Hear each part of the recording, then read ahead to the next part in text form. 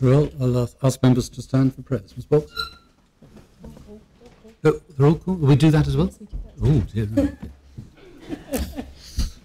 Chloe Coxall, Molly Sue Deans, Ellen Dickinson, Alison Green, Isabel Lawson, Delphine McCarthy, Erin McHenry, Eleanor Radcliffe, Hannah Gates, Amy Walsworth, Oscar Barrett, Laurie Corbell, Hugh Davis, Owen Davis, Thomas Delacour, Calvin Deluge, George Fallow, Charlie Flynn, Daniel Hayden, Viraj Katidia, Nathan LeBlanc, JP Lemire, Atticus Morby, Ryan Murray, Charles Wanklin, Lucy Hosking, Jan Mash, Liam Fitzgerald, Fraser O'Neill, Fergus Power, Ben Mariscal, Peter Emmanuel, Alice McKerrith, Keris Fern, Jasmine Box, Jessica Garton, Lucy Pallant, Lucy Delacour, Marion Engett, Tyrion Jones, Shauna Danville, Lauren McMurray, Robin McGowan, Sally Amar, Alicia Hart, Thomas Lyons, Matthew Bridge, Luke Davis, Thiago Ventura.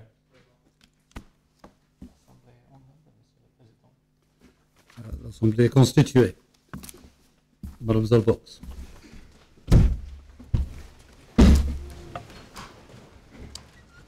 Notre Père, qui es aux cieux, ton nom soit sanctifié. Ton règne vienne.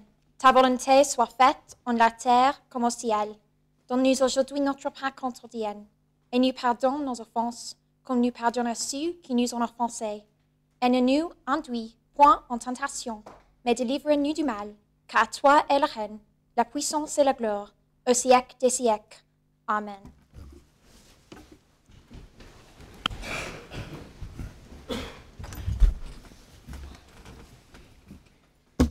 Well, members will have their order papers in front of them. You'll see that the first is under A, communications from the President, and I'd just like to welcome you all very warmly to this 20th Youth Assembly. Before the change in the law in 1999, the age of majority in Jersey was the age of 20, and so the Assembly under the old law would have come of age today. But there are two things that arise from that change of the law which are just worth mentioning. The first is that this chamber, in which you're sitting now as the legislature, is about holding ministers to account, which you're about to do, and also about making laws. It is an important chamber. It's going to be celebrating its 130th birthday later this year. And it is a special thing for the Youth Assembly not only to be here, but also to be thinking in terms of law and the structure in which our community is, on which it's based. And the second thing which arises from that is that states members do things which affect all of us. They make laws, they hold ministers to account. All of us are affected by what the elected members of the states do in here. And it's everybody's duty to be interested in what is done, and it's everybody's duty to vote. And so I just thought I'd make that point. I'm delighted you're here because that shows you are interested, and no doubt that you will be voters as well next year. Second thing I just want to say is thank you to BBC Radio Jersey for broadcasting today as usual, but to add for audio benefits that unusually, for the first time, you, or for most of you at any rate, you are about to become film stars because we are web streaming the event and you'll be able to see yourselves on the States Assembly website later on. That's all under A. We now come to question time, and the first question is from Marianne Enge of Jersey College for Girls, who's going to ask a question of Deputy Pryke, the Assistant Minister for Education, regarding student loans. Ms. Enge. Why don't we have a university loan scheme? Minister. Thank you, sir. First of all, I'd like to give the Minister's apologies and also thank for the question, which is very important and will probably affect, I hope, most of you as you go on into higher education.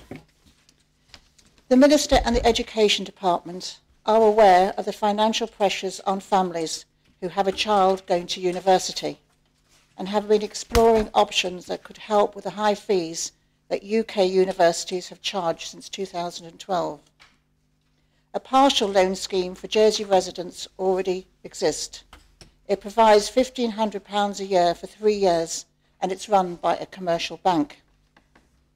Repayments have to start a year after the university course ends and the loan must be fully repaid within 5 years. A great deal of work has been done in exploring 3 student loan options to help students. 1, increase the existing loan. 2, join the UK student loan scheme. And 3, create a new Jersey student loan.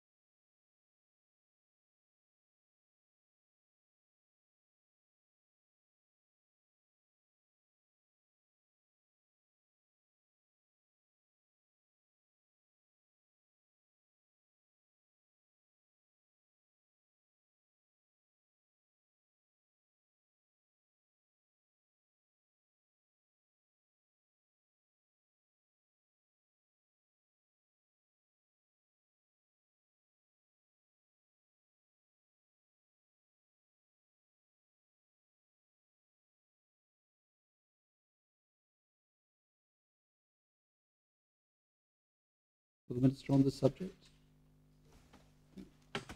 Yes, Ms. Green. Without lower overall mortgage costs in the island, those who have studied abroad will not want to return to the island, and people will not be encouraged to come. This will create a depopulation effect. What is the state doing to reduce mortgage costs to prevent this from occurring? So I've mentioned quite a few in my comments, but I notice that the cost of buying is some places unaffordable.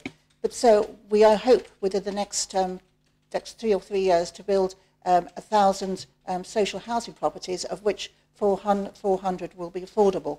That's one very positive thing. But those with students returning, we very much welcome them, sir. And I think the deposit loan scheme, which I hoped would have been in place by the end of last year, hopefully will be in place next year. It will be a one-off, but we hope to repeat it if it is successful 2 or 3 years later down the line. There's not one kind of route that'll help everyone. We've got to be flexible, and we need to build more. Yes, Mr. George. Could you explain the nature of this deposit scheme, please? Thank you. Yes, sir. The first deposit scheme was run like a pilot scheme 2 years ago by a commercial bank. Is when the bank, the state of Jersey, put 15% of the deposit, and the owners had to find the extra 5%, and this is having to be paid back over a number of years. And the pilot scheme was interest free.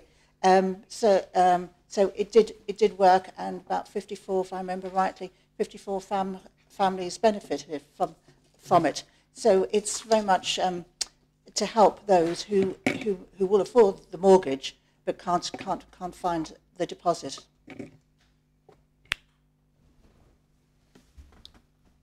Any further questions for the Minister on the subject? Yes, Ms. Part. You talked about how there was a scheme and how it was meant to be implemented by the end of last year. Why wasn't it? Surely it should be a priority for housing. Thank you.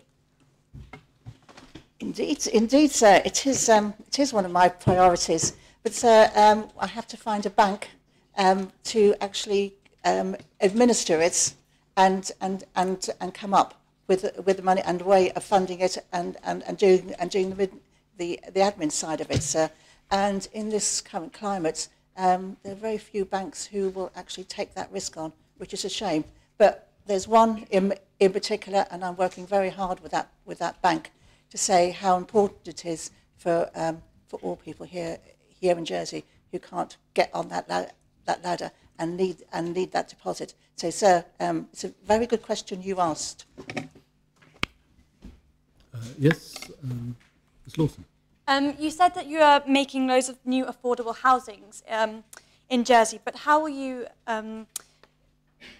ensure that these houses are actually going to people who need them the most in society? So those who need it the most, there's social rental housing, which is for people on low income, and as it said, it's rental. And those who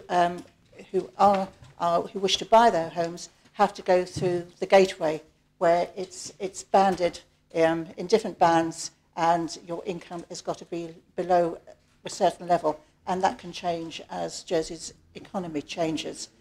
So it's all the requests go through the gateway, where it is banded and check that you fit one of the right bands to make your house affordable, but also, sir, that you can afford to pay back the mortgages and whatever. Okay. Ms. Lawson, you've fallen into the ministerial trap of talking about what she wanted to talk about and not what the question is about, which was about housing for young people and not affordable housing. Right, we'll now come on to question 3, which Ms. Macareth will ask of the Minister for Infrastructure regarding parking in town. What efforts, if any, is the Minister taking to improve parking in St Helier? Minister. Thank you, sir. Since becoming Minister for Infrastructure, we have made a number of improvements to parking in St Helier, including an additional deck of parking at Green Street Car Park, refurbishment of Pier Road and Sand Street car parks to improve customer experience and to elongate the life of the car parks, with Minden Place in the programme to be refurbished in the next few months, and Green Street and Patriot Street to follow. We've increased the amount of shopper parking in St Helier, in particular 194 additional spaces on the Esplanade car park and a further 59 additional shopper spaces at Pier Road. We've increased the number of parent and child spaces at Sand Street car park. We've introduced an automated counting system and the provision of information for the public on parking availability through the Love Jersey app and through the local radio stations. We're also developing a smartphone payment system which will be introduced later this year, making it easier to pay for parking both on street and off street. And of course, we removed the dedicated parking for States members from Snow Hill, Pier Road and Sand Street car parks, and in doing so, in the case of Sand Street, we increased the space available for disabled parking. 90 seconds, Minister. The provision of public parking in St Helier is a balancing act. It is important to provide it at an appropriate level. Too little and too expensive would be damaging to our town's economy.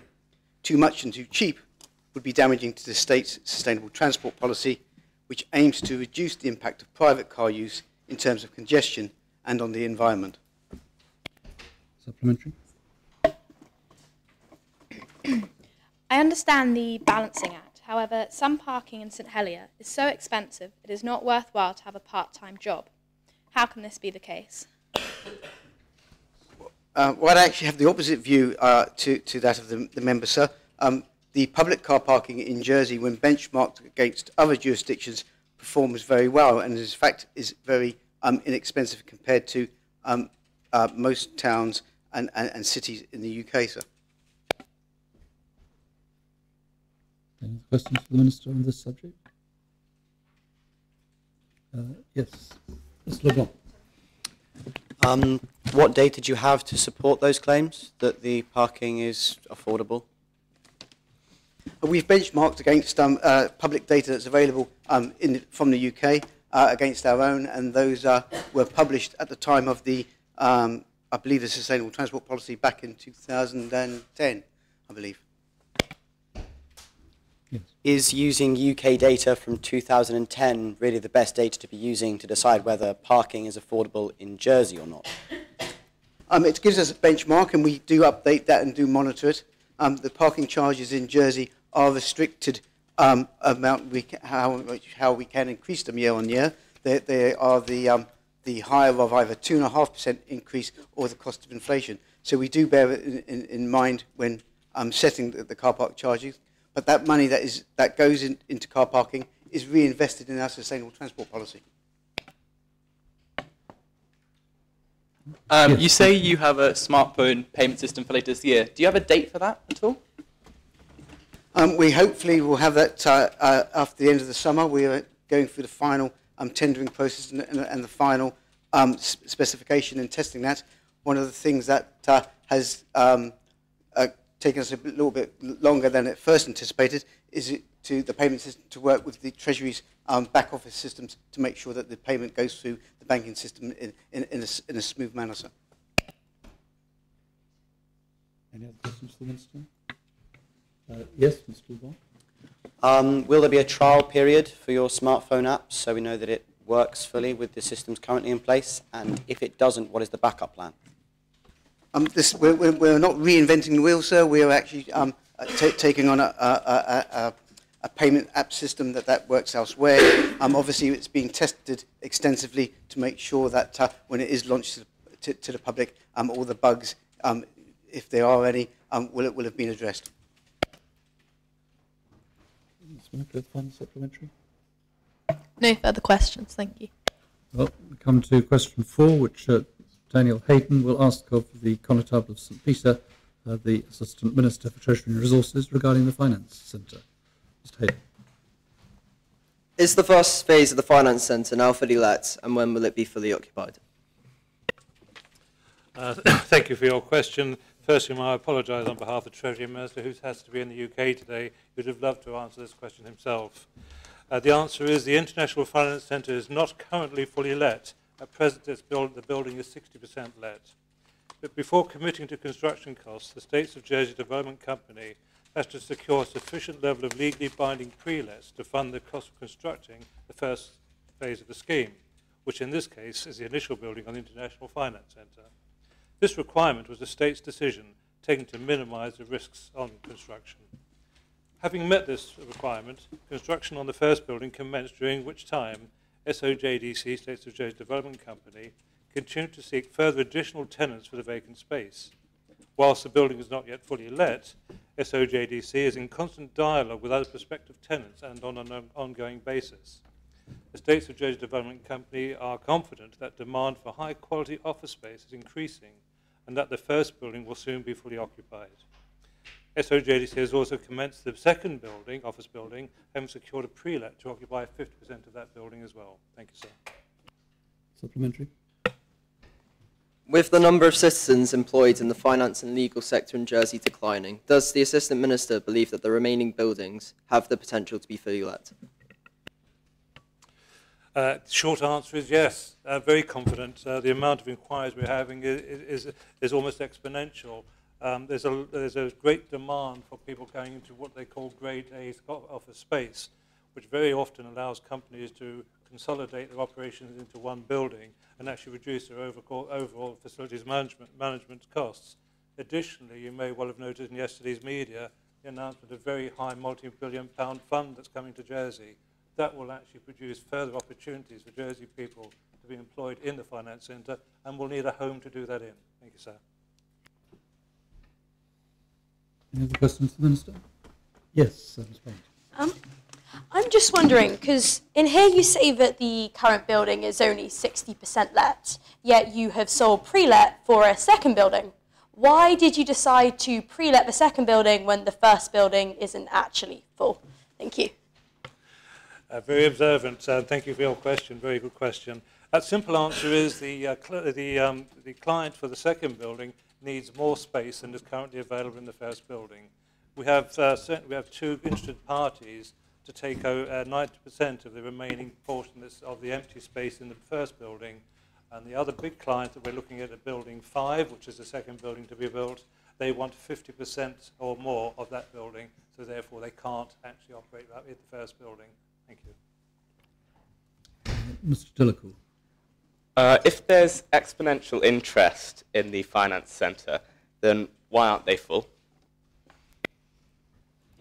These certainly since Brexit, we've seen an increasing interest of people coming to look at Jersey as an opportunity, and we have a product now that we can show them. Building 1 has actually stimulated a lot of that interest.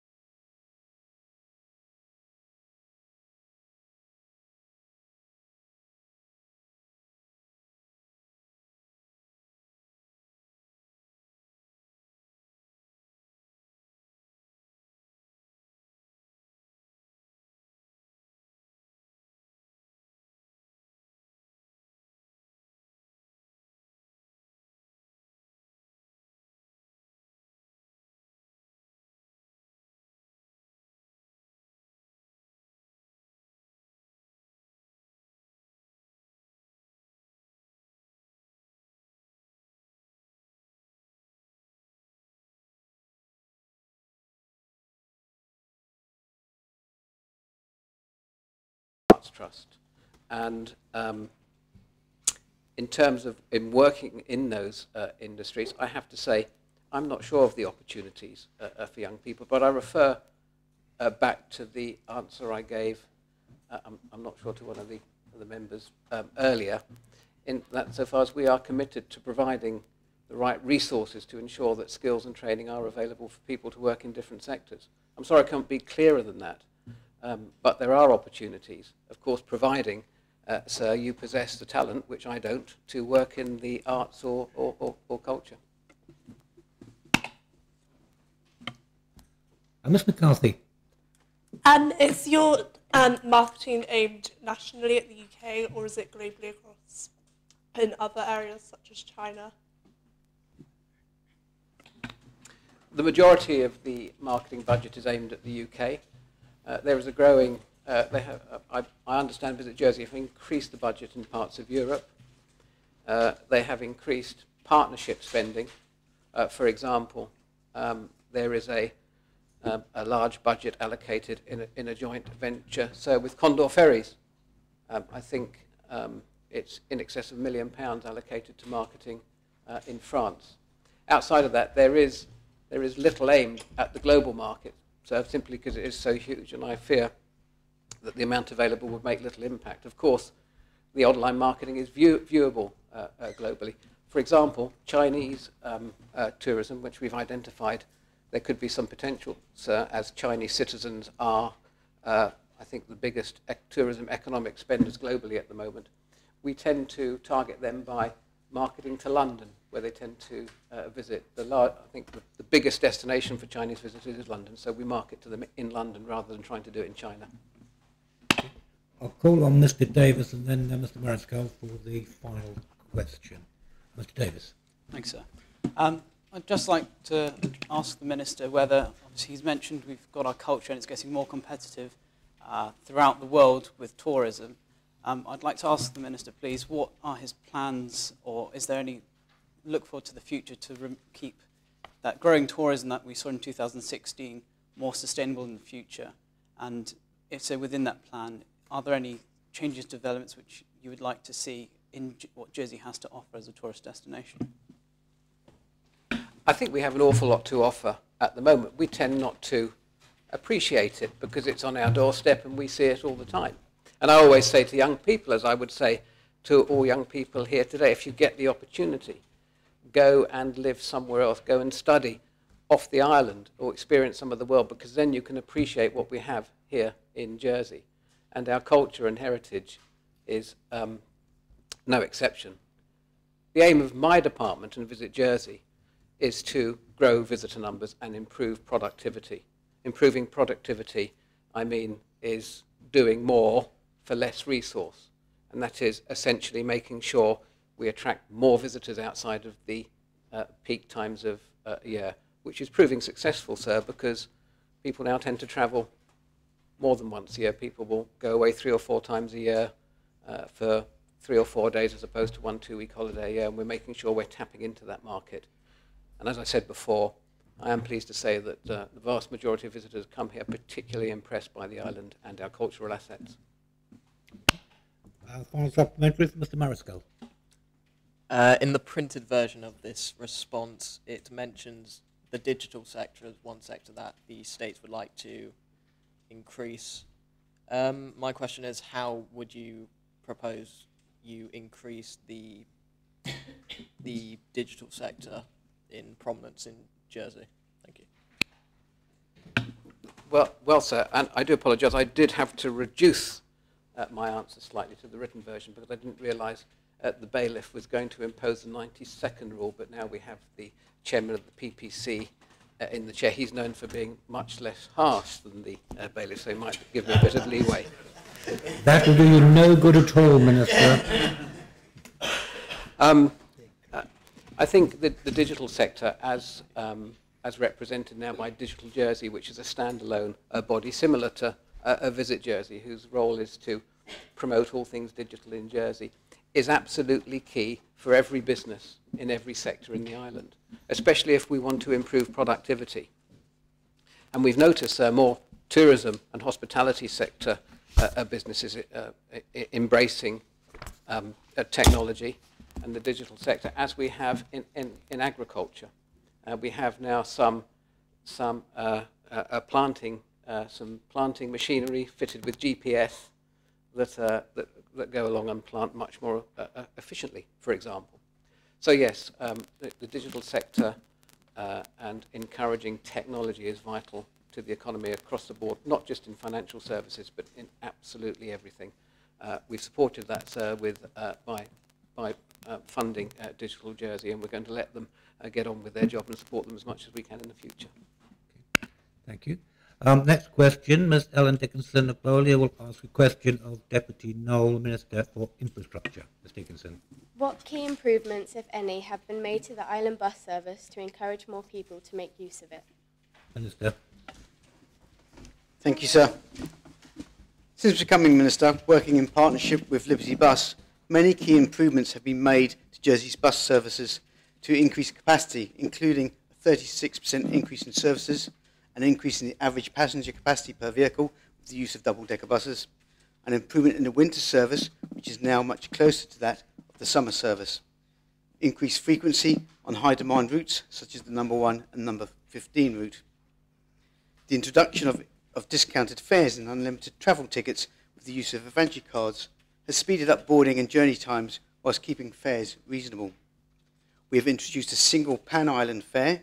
Currently, an adult single journey costs only £1.50 with an adventure card, which is less than the £1.60 upper band when it was in place in 2010. Passengers can now use the internet to track their buses on their smartphones and check live departure times from their bus stop. The modern bus fleet allows extra legroom, more comfortable seats, modern interior environment, and low-emission engines. We have doubled the rate of installation of bus shelters from previous years, with 12 in 2015, 13 in 2016, and we expect to deliver 14 new bus shelters this year. From the beginning of this month, it is now possible to take an appropriate fold-up bicycle on the bus, or indeed hire one from the Liberty Bus scheme. We have also launched the Advanci Access pilot scheme, providing unlimited free bus travel to those with a disability that prevents them from driving. So it should not be forgotten that in October last year, Liberty Bus won the National Transport Award for the most improved bus service, and only just missed out on winning the Best Bus Operator prize against stiff competition from throughout the UK. Thank you. Does anyone have a supplementary question for the Minister? Mr. LeBlanc, I beg your pardon. What future plans do you have for the development of the Liberty Bus service in Jersey? So we're working closely with Liberty Bus. We see it as a partnership between ourselves and Liberty Bus, and they have a number of schemes to bring forward. So one scheme that was promoted that wasn't taken up by the public, although the public did request it, was the village links.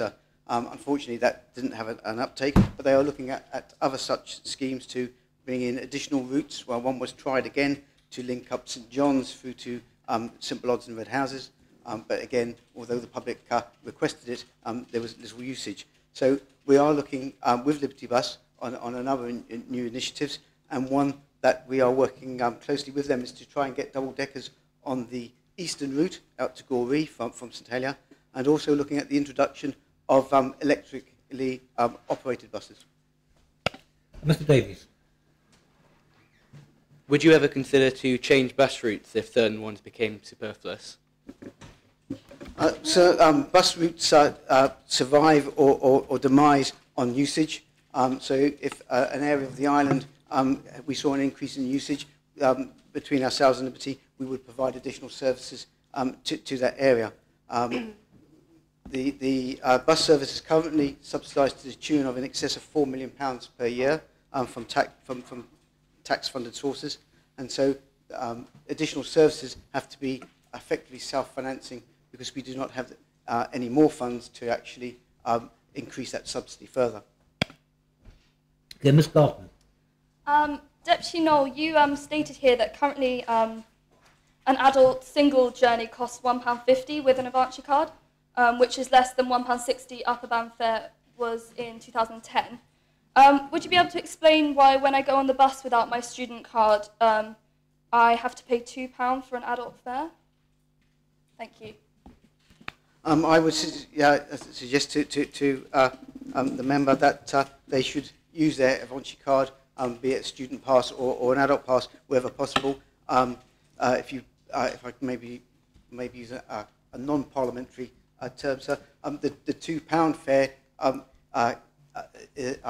can be avoided if people purchase Avanci cards, sir. Therefore, they can take advantage of the savings, and if they are a regular user of the bus, they can get unlimited travel passes that make it even cheaper, sir. Ms. McAvoy. Was the introduction of double-decker buses a positive action when they are rarely fully occupied? Sorry, sir, I missed the latter part of the question. Would you like to repeat the question? Was the introduction of double-decker buses a positive action when they are rarely fully occupied? So the double-decker buses are in the peak hours, which is where we're trying to encourage a modal shift from people using their private transport to using public transport, are fully occupied. And we've increased both the numbers of buses on those routes at peak times to cope with the increased capacity. It's difficult to predict throughout the day when the peaks and troughs will happen, but the sunk cost of providing a double-decker on a route throughout the day is the same as providing a single-decker, so we have the spare capacity to cope with those unexpected peaks and troughs. Ms. McCarthy. The Guernsey bus fare is £1 for anywhere in the island, and they have a smaller population using the service. Why can't Jersey, with a bigger population, have the same rate?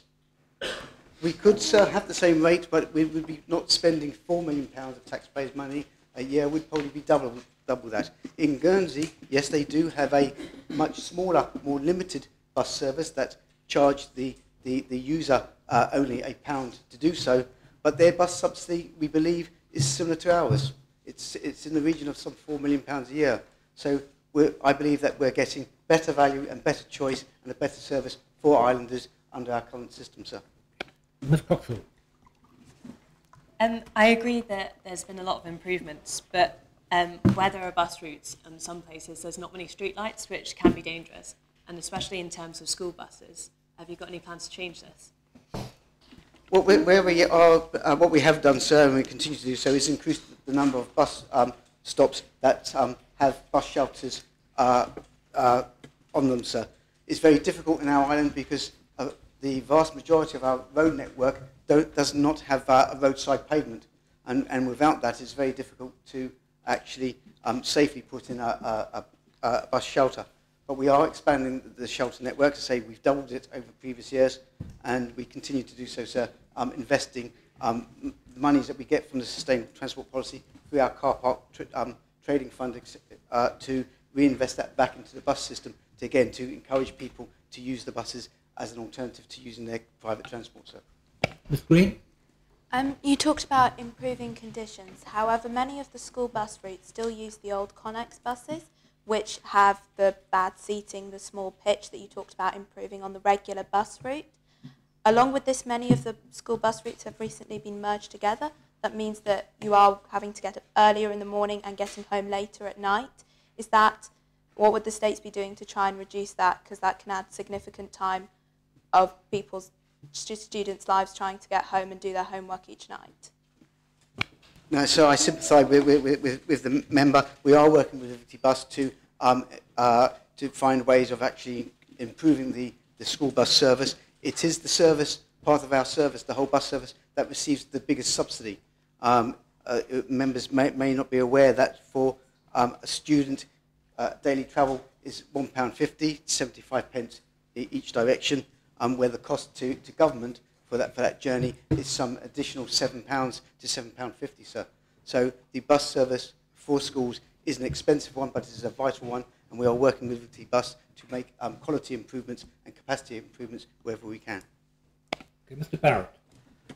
Are there any plans to delay the finish times of popular bus routes to combat expensive taxis and the growing problem of illegal lifts? So that's a very good question, and I'm working closely with the taxi industry, both the rank taxis and the private hire side of the business, sir, to, as the minister responsible for those bodies, I set the maximum fares that they can charge. They are at liberty to charge less, and I believe that it's up to the industry to grasp that nettle and to take on the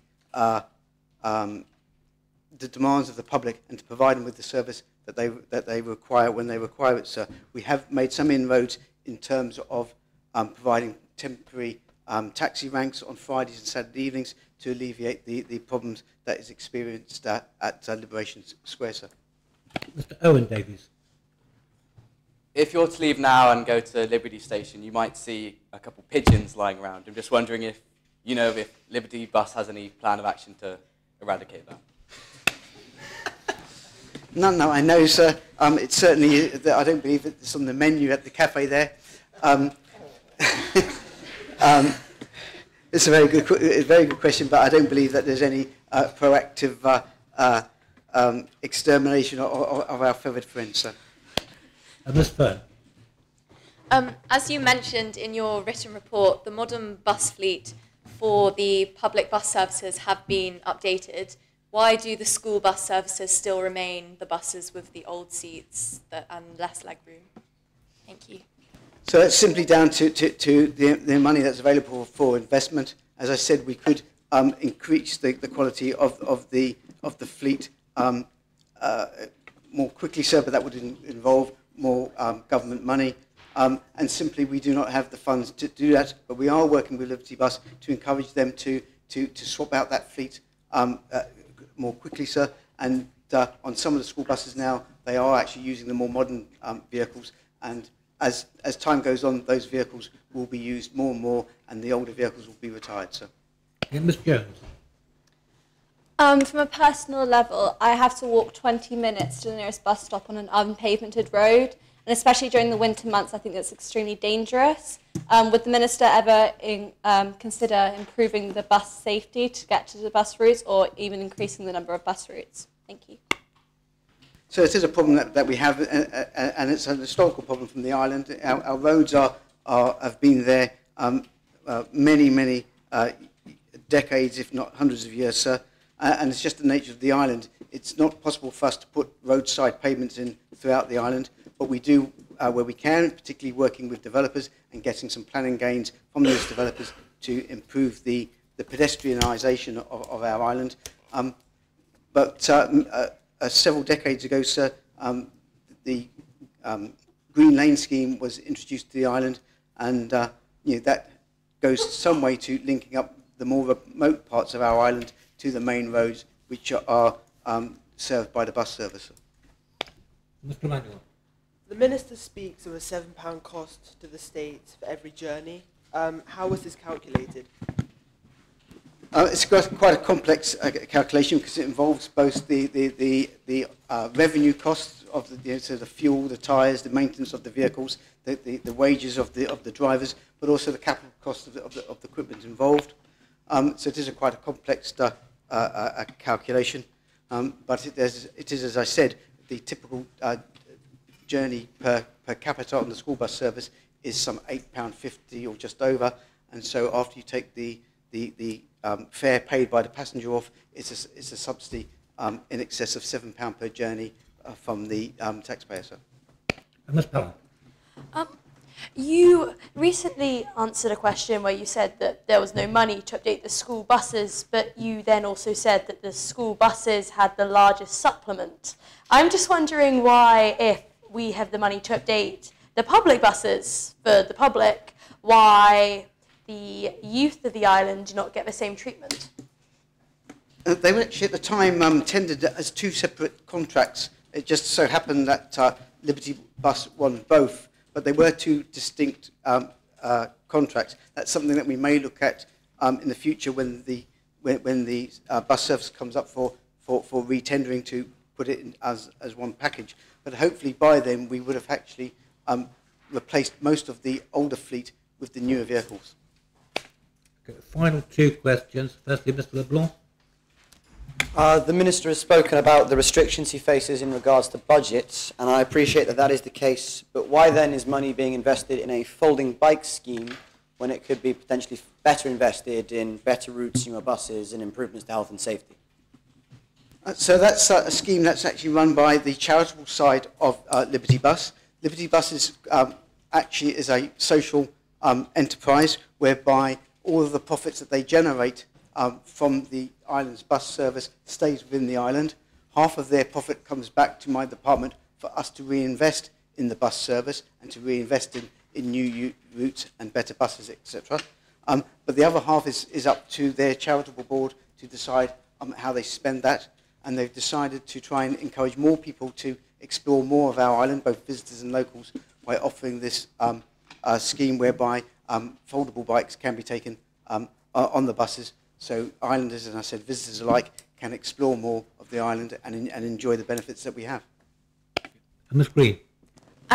Some areas on the island don't receive a frequent bus service. For example, Trinity only has a bus every 2 hours and it ends at about 7ish at night. How is that actually helping reduce the island's carbon footprint? If people are having to have a car because there are no bus routes, surely that is against the state's environmental sustainability policy. So in an ideal world, we would have a bus network that reached all parts of the island, but in practical terms, that is not going to happen, sir, because bus routes, as I said, to get to further penetration to the more rural parts of the island would require a bigger state subsidy than currently invested, sir, because you do need passenger numbers to make a bus route viable. So it is down to economics. As the cost base is reduced, or we may be able to expand routes in that area, but it does come down to the amount of money available to subsidise the service.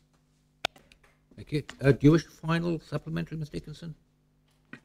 For people who want to travel from the east to the west of the island or vice versa and have to take 2 buses, would you consider letting them reuse the ticket from the first bus instead of paying potentially £4 for the journey?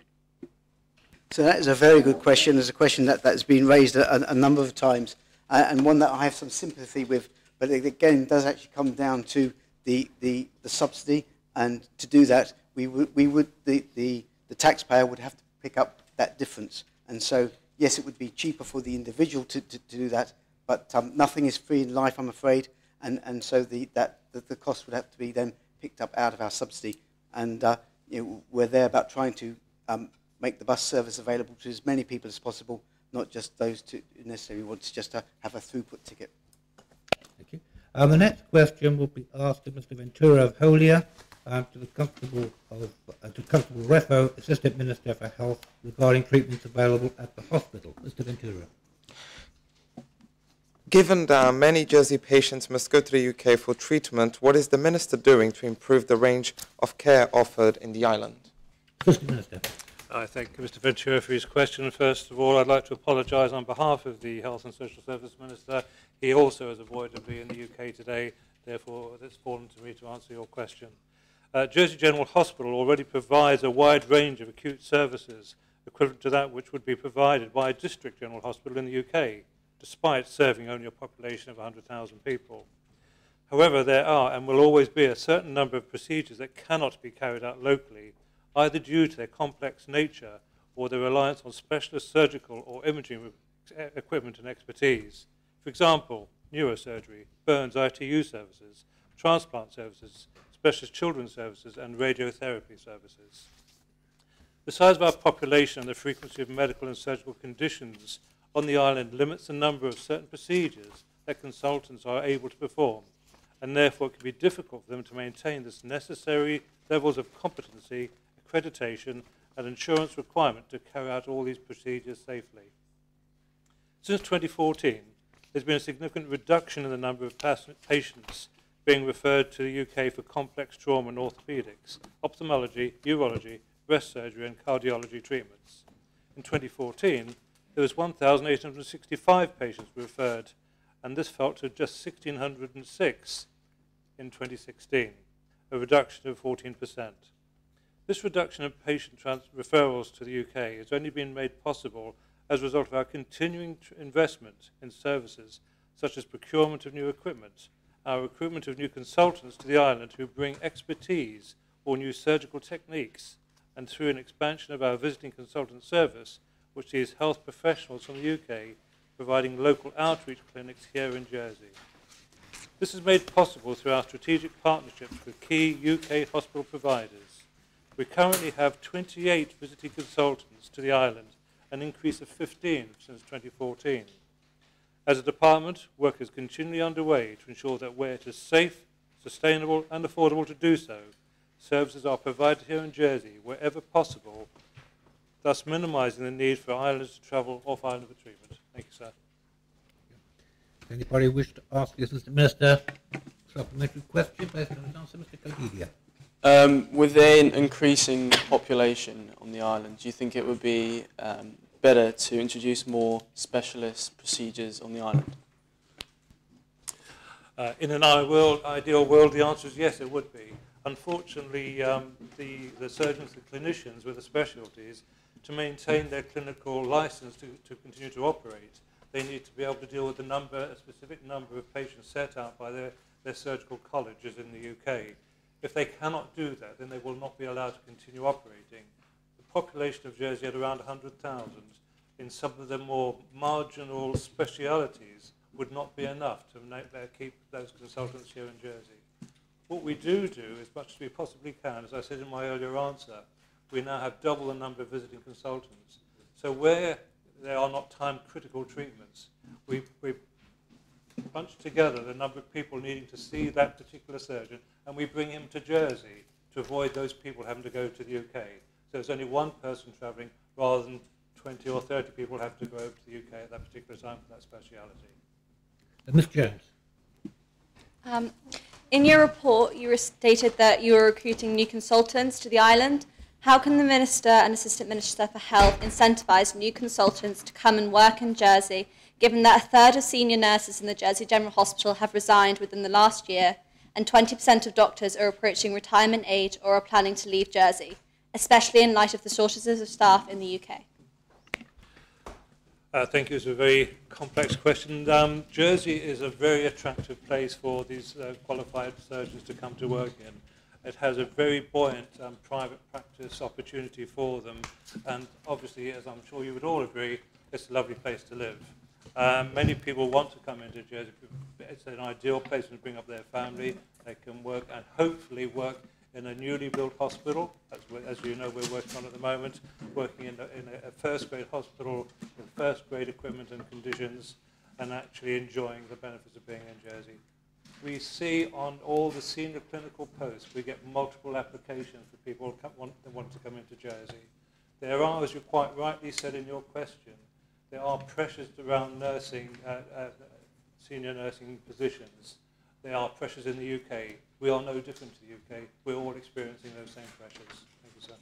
Okay. Mr. Mariscal. Again, with the growing population, is there any plans to increase the number of ambulances or otherwise decrease the response times to get to an accident or otherwise? Thank you. That is something where we constantly monitor. There is a requirement for ambulances to reach an emergency scene within 10 minutes. In the last year, we've fallen short in some cases. What we are now doing, we are prioritising calls. For example, there are periods where we'll get multiple calls in at the same time. What we now do, what the control centre of the ambulance service does, it asks the person what is the issue. And if the person says, well, I don't feel very well, then they are, and yet another call comes in saying, this man is laying on the pavement, I don't think he's breathing, I can't see any signs of life. Well, it'll go to the person that needs the urgent treatment first. And that second patient may have to wait a few more minutes while a secondary ambulance is called out to deal with them. We constantly monitor that. There will become a point in time, potentially, where we'll need to increase the size of the ambulances themselves, in the number of them that is, and also the staff to actually operate them at the same time. We are not there yet, but we constantly challenge the Chief Officer of the Ambulance Department, which is part of Health and Social Services, with maintaining his response times, and we challenge him on those every single month. Ms. Garson. Sir, you said here that there are and always will be a certain number of procedures that cannot be carried out locally, either due to the complex nature of their reliance or on specialist surgical equipment and expertise. I was just wondering if, after the new hospital is built, do you hope that more equipment will be provided and therefore it will mean that less Jersey patients will have to travel, or do you think that the expertise will still be a problem, seeing as even though we're spending 297 million on the hospital redevelopment? Thank you. The short answer is yes and yes. Certainly, there are some people who will still have to go to the UK because, as you quite rightly said, they'll be unable to maintain their speciality in a very fine speciality in itself. Second part of your question, if you could remind me, sorry. That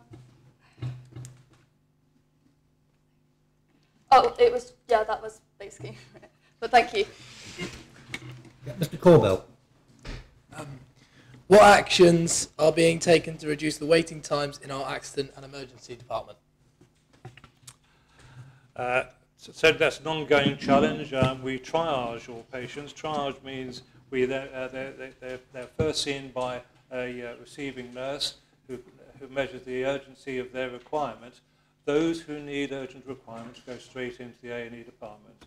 Those that are there because they've got an earache or they've cut their finger, I'm afraid will wait while the emergency case is dealt with. That's what they call triaging.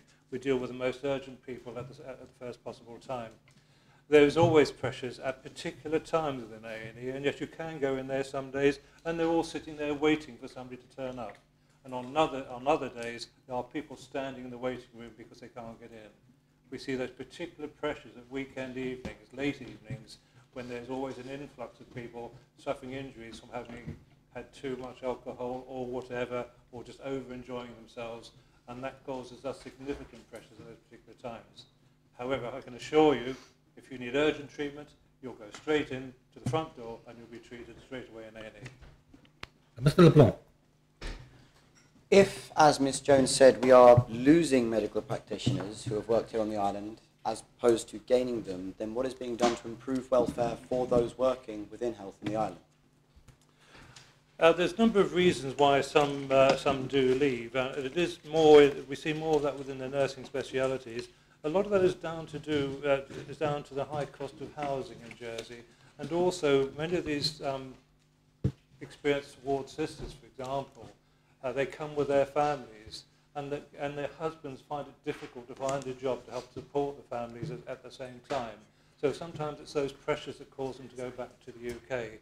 But with regard to housing, we are certainly working with Andium, that's the ex-housing department, now wholly owned entity of the States, to look at more key worker accommodation, and nurses and the clinicians will get priority within that. Thank you. Ms. Pallett. A few questions ago, you were talking about ambulances, and you said that the way that you decide who gets the ambulance first is based on what someone says. However, you're basing who gets the ambulance first not on a professional examination, but a second-person account. Given that some people are more likely to panic and over-exaggerate than others in stressful situations, do you really think this is the best way to decide who gets an ambulance first? Thank you. The one good measure, if somebody's shouting and screaming down the phone, they're breathing. If the person is laying on the pavement who's not breathing is our first concern. So you're right, people do get aggressive and shout. There is no easy answer to the problem. We could actually just increase the number of ambulances and the number of staff. It would be costly and ineffective and inefficient. What we are doing now is what is common across the whole network of the United Kingdom within primary and secondary healthcare. Mr. Deluge. What is the cost, if any, to the States of Jersey for someone to receive specialist treatment in the UK?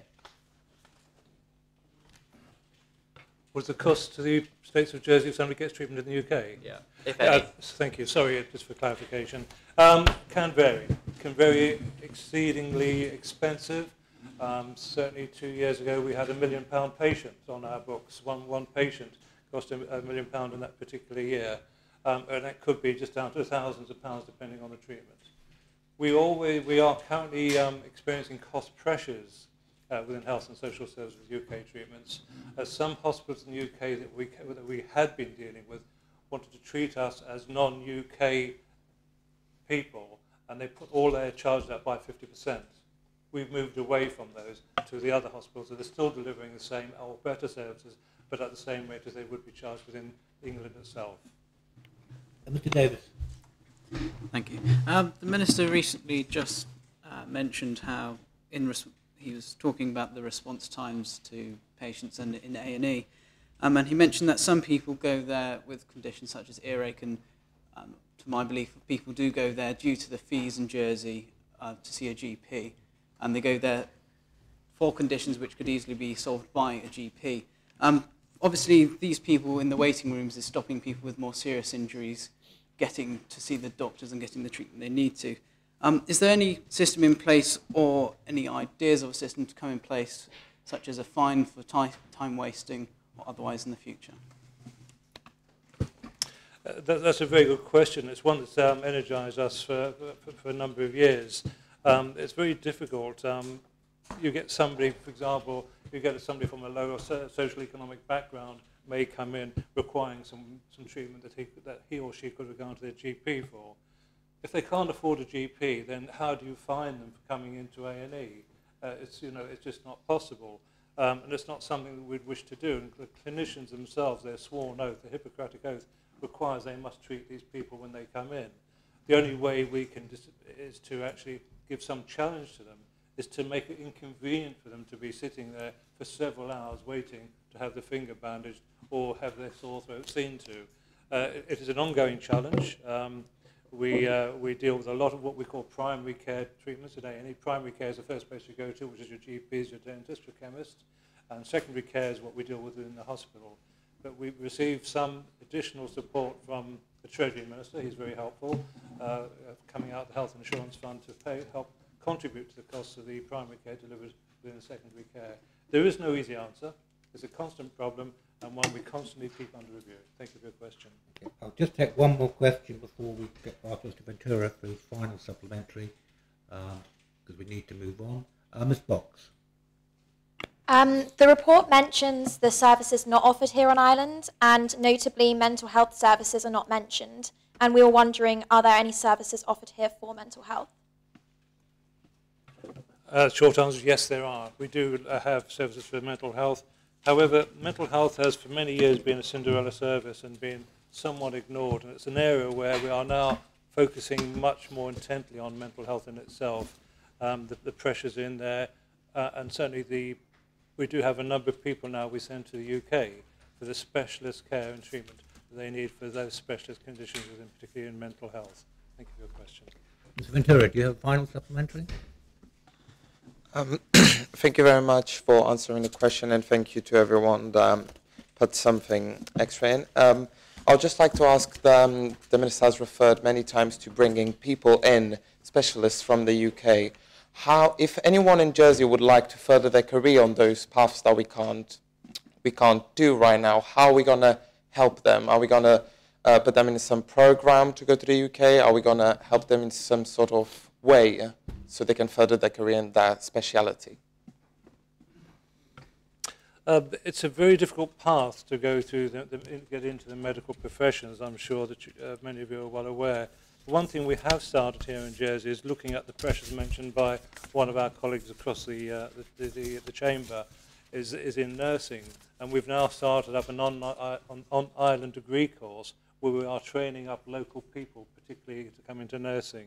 And I think we're on the third cohort of people coming through the system as we speak. There is a challenge. It's always great to see people that actually go off to university, get their medical qualifications, and hopefully one day will come back home to actually support us here in Jersey. It's an ongoing problem for, I understand, as students thinking about going into medical careers, and it's an ongoing problem for us to help them in any sort of way, other than certainly through the nursing level, we can offer that course, which is a degree course here on Ireland. May I, sir, thank all the members here this afternoon for their attention and for their very challenging questions as well. Thank you very much.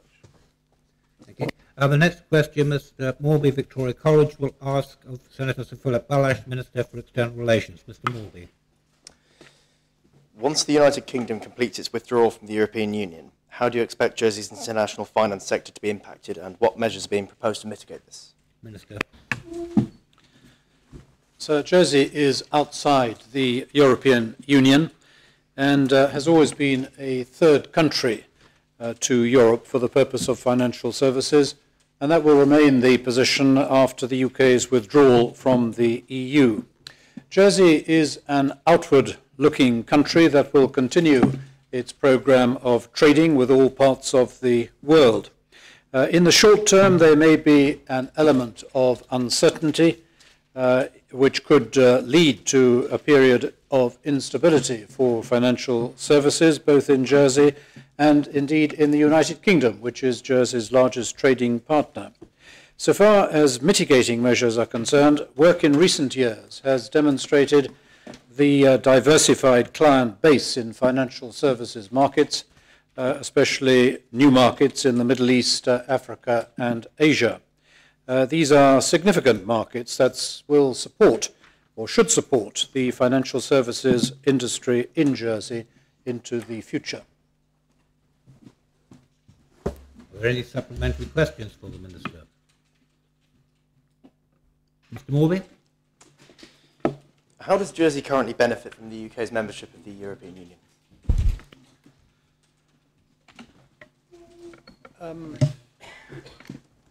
I am not sure that it's possible to say that Jersey benefits at all from the United Kingdom's membership of the European Union. As I said in my answer to the principal question, Jersey is not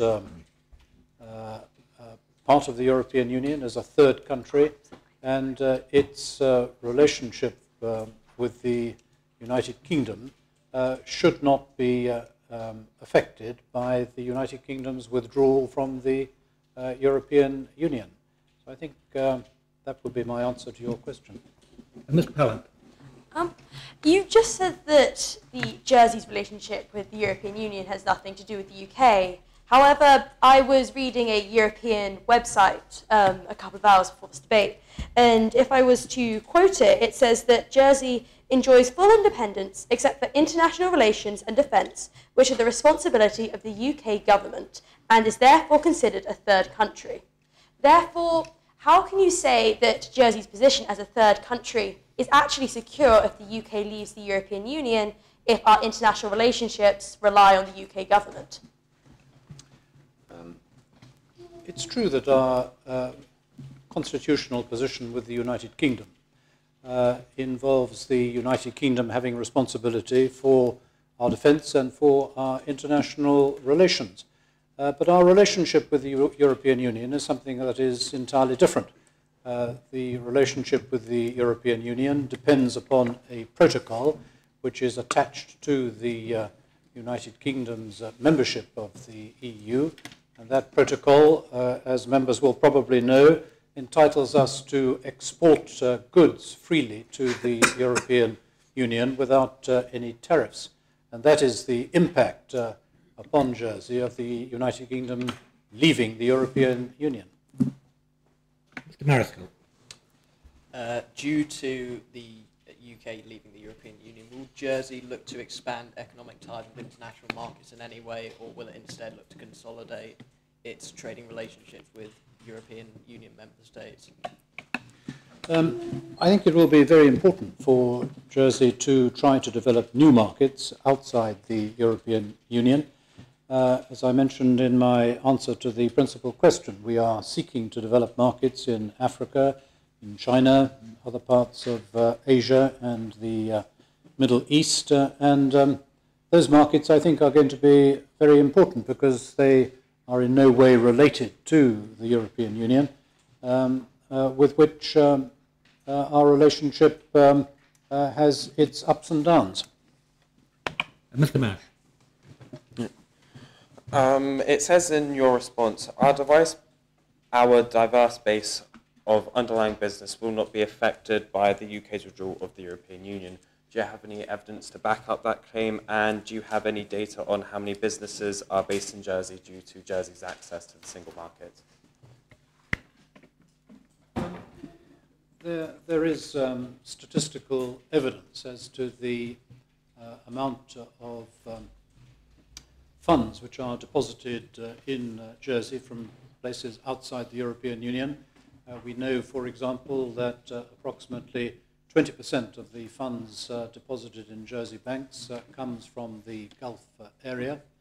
And there is certainly evidence that our relationship with other parts of Asia, in particular China, has been of benefit to Jersey. And these are markets which certainly need to be developed into the future. Mr.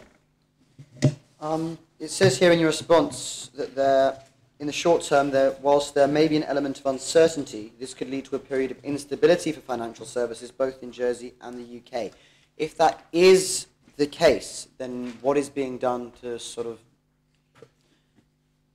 quash or to prevent this uncertainty from having a more direct impact on the financial services in Jersey?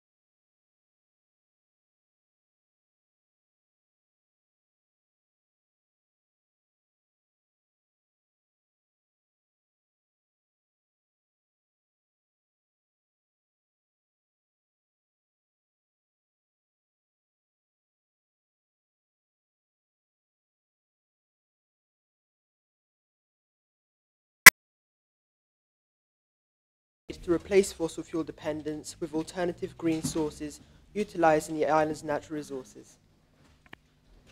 Thank you, sir. And if I may convey the apologies of the Environment Minister, who's had an unavoidable hospital appointment this afternoon. So I will endeavour to deal with supplementaries to the best of my knowledge. So I have to start with a second apology because the written answer has a typo in it. It is actually Pathways 2050, an energy plan for Jersey, agreed by the States Assembly back in May 2014. Outlines the goal of sustainable, affordable and secure energy for the island.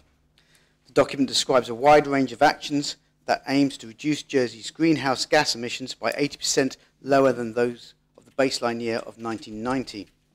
This commitment is in line with the island's international obligations through the Kyoto Protocol. Chapter 4 of the Energy Plan outlines our actions around renewable energy, both at the micro or domestic household level or the utility scale, which includes commercial and community scale or even larger scale utility generation. An example of utility scale energy might be marine energy, such as wind or tidal power, or onshore power from our energy from waste plant. Recent examples include the new building bylaws, which help to drive renewable energy solutions in new domestic buildings or those undergoing significant refurbishment. The Minister has also exempted from planning permissions even larger areas of roof coverage for photovoltaic panels. He and I are heartened to see that the prices dropping of renewable energy solutions such as air source heat pumps and PV or solar thermal panels. As the cost of renewables come even closer to that of conventional power sources such as oil and gas heating, people will continue to make renewable choices for their homes and businesses for both sustainability and economic reasons.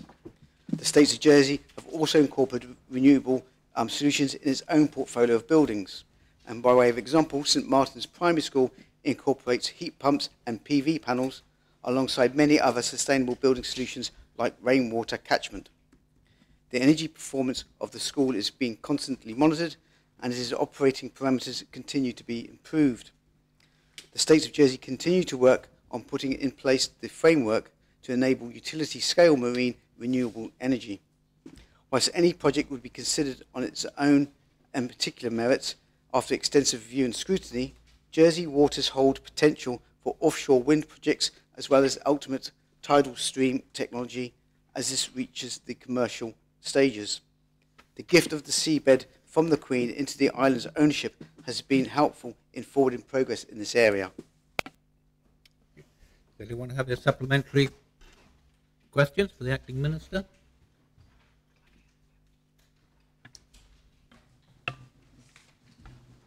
Mr. LeBlanc.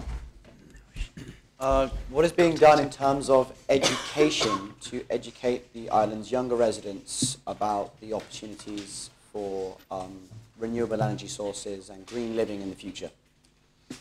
So I can only comment from my own experience with my own child, that the throughout education experience, sustainability and conserving the planet's resources has always been high on the agenda, sir, and I welcome the efforts made by the Education Minister and his team, sir, in promoting the culture within our young people of making sure that we leave as little footprint on this earth as we can, sir. Ms. Hart. The States of Jersey currently benefits from the revenue and funds accumulated by Jersey Electricity. Surely this results in biased opinions and undermines the arguments brought forward by States members on whether or not sources of renewable energy should be implemented. Sir, yes, the States of Jersey, and therefore the people of Jersey, are the majority shareholders in the Jersey Electricity Company, but they actually do source the majority of their power through the European grid from sustainable sources, sir, and has meant that our carbon footprint has been decreased by some 28 to 30% since the 1990s, sir. Mr. Power. The Minister spoke of potential for offshore wind projects and tidal stream technology. Is there any plan to bring this to reality? So these are very, very expensive projects that would probably be difficult for an island community of 100,000 to self-fund, sir. But we are working in partnership with our nearest neighbours, the French, and their schemes for bringing in wind power into the Bay of St Malo and seeing whether or not it is possible for Jersey to participate in that by renting effectively to them parts of our seabed. And as energy source from tidal movement progresses, I believe there's been some experimental works with the coast of Alderney. As that progresses and becomes more commercial, again, we will have opportunities to see whether or not we can work with partners to have such energy sources being derived from our waters. Ms. Coxall. You've said a lot about tidal energy and things in the marine area. I was wondering what's been done to take into account any implements to wildlife. So that's a very, very good question. You know, Jersey is fortunate that it has fantastic coastal waters. We have a Ramsar site, not only off Le Collet going towards St Clement's, God's own parish, but we also have protected areas in the Minkies and the Ecrios and the Paternosters. It is a vital part of our culture and our responsibility to make sure that any impact on the wildlife in our seas is mitigated, sir. Ms. Lawson. 2050 is a very long time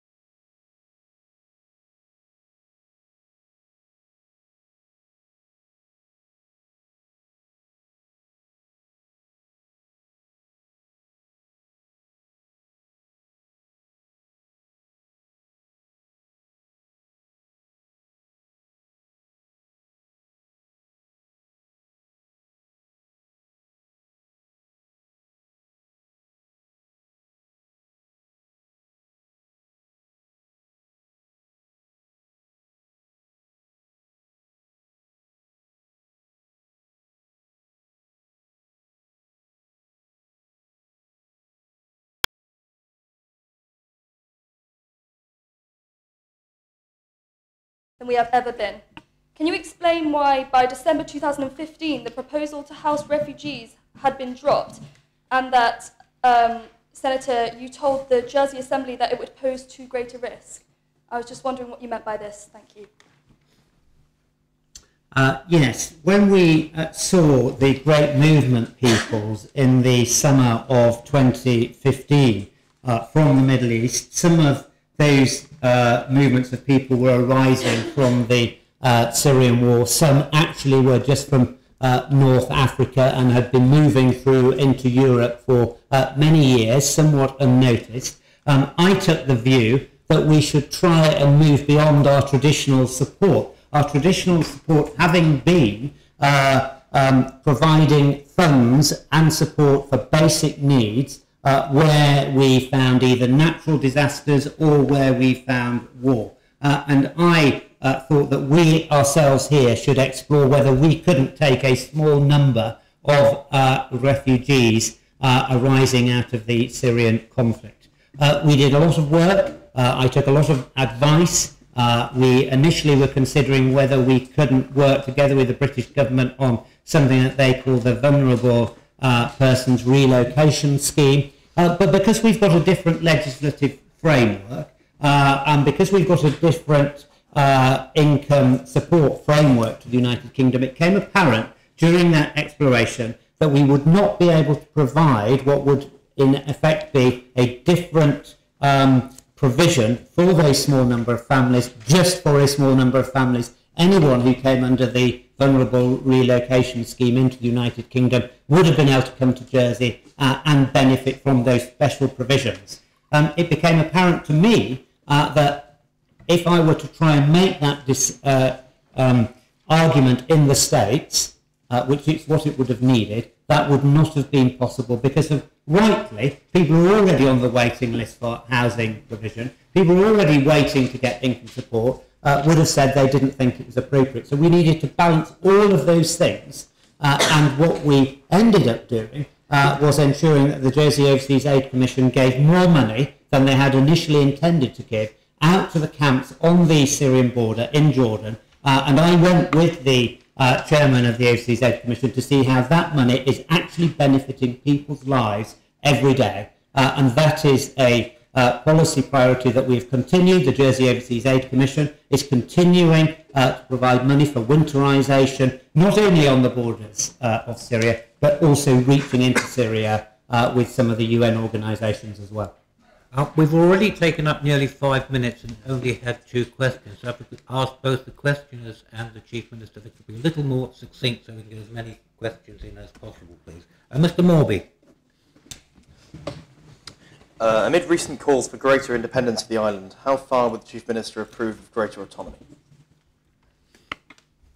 I have been absolutely clear, and had you asked the Minister who was present earlier this afternoon what his view actually was, you would find that he felt that he was misquoted in that particular argument.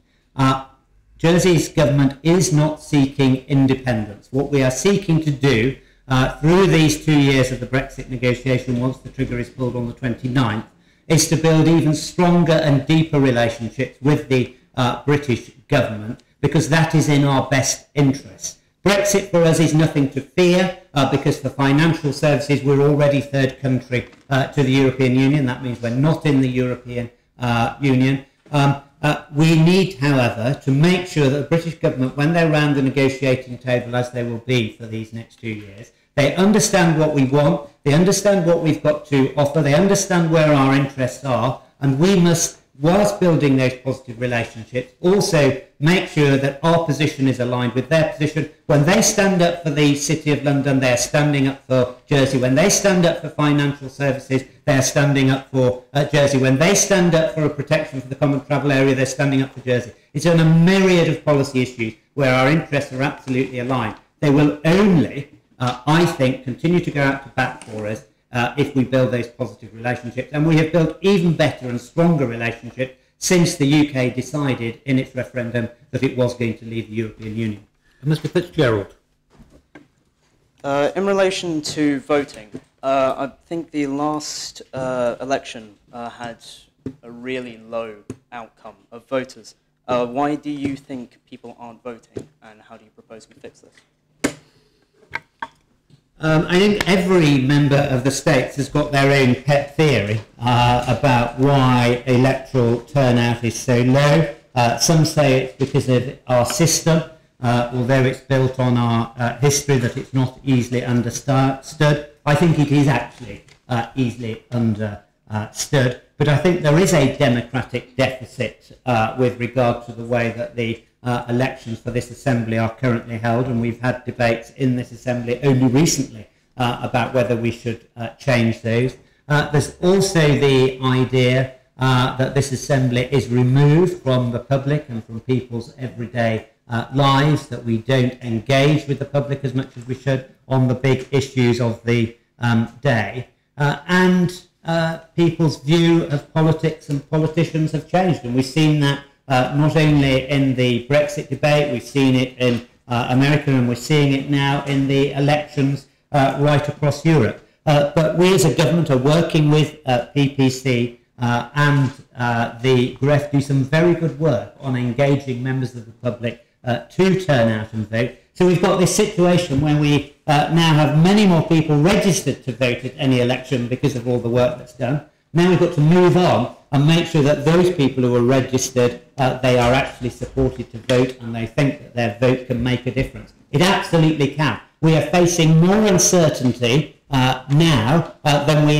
ever have, because Europe is uncertain and we are surrounded by that uncertainty. Never has it been more important, or will it be more important, to vote than it will be in 2018. Mr. Wankling.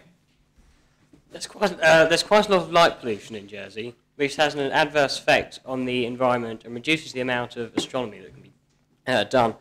Would it be possible to turn off exterior lighting on state-owned buildings, say for instance between 11 p.m. and 5 a.m.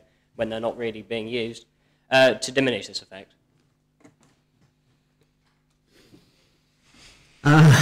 Lighting is one of those issues that I'm told is there as much about security to enhance the environment. I know in the parishes, some parishes light up their churches and make the parish particularly beautiful in the evening. But it seems to me that is a good suggestion, not only from a light pollution point of view, but also from a cost reduction point of view. So it's an issue that I will take up with the Minister for the Department for Infrastructure, who's responsible for state-owned properties. Ms. Radcliffe. Despite recent advancements towards gender equality internationally, can you justify why it's still the case that husbands must give consent for their wives to negotiate their joint tax returns? Thank you. I cannot, and I would not wish to.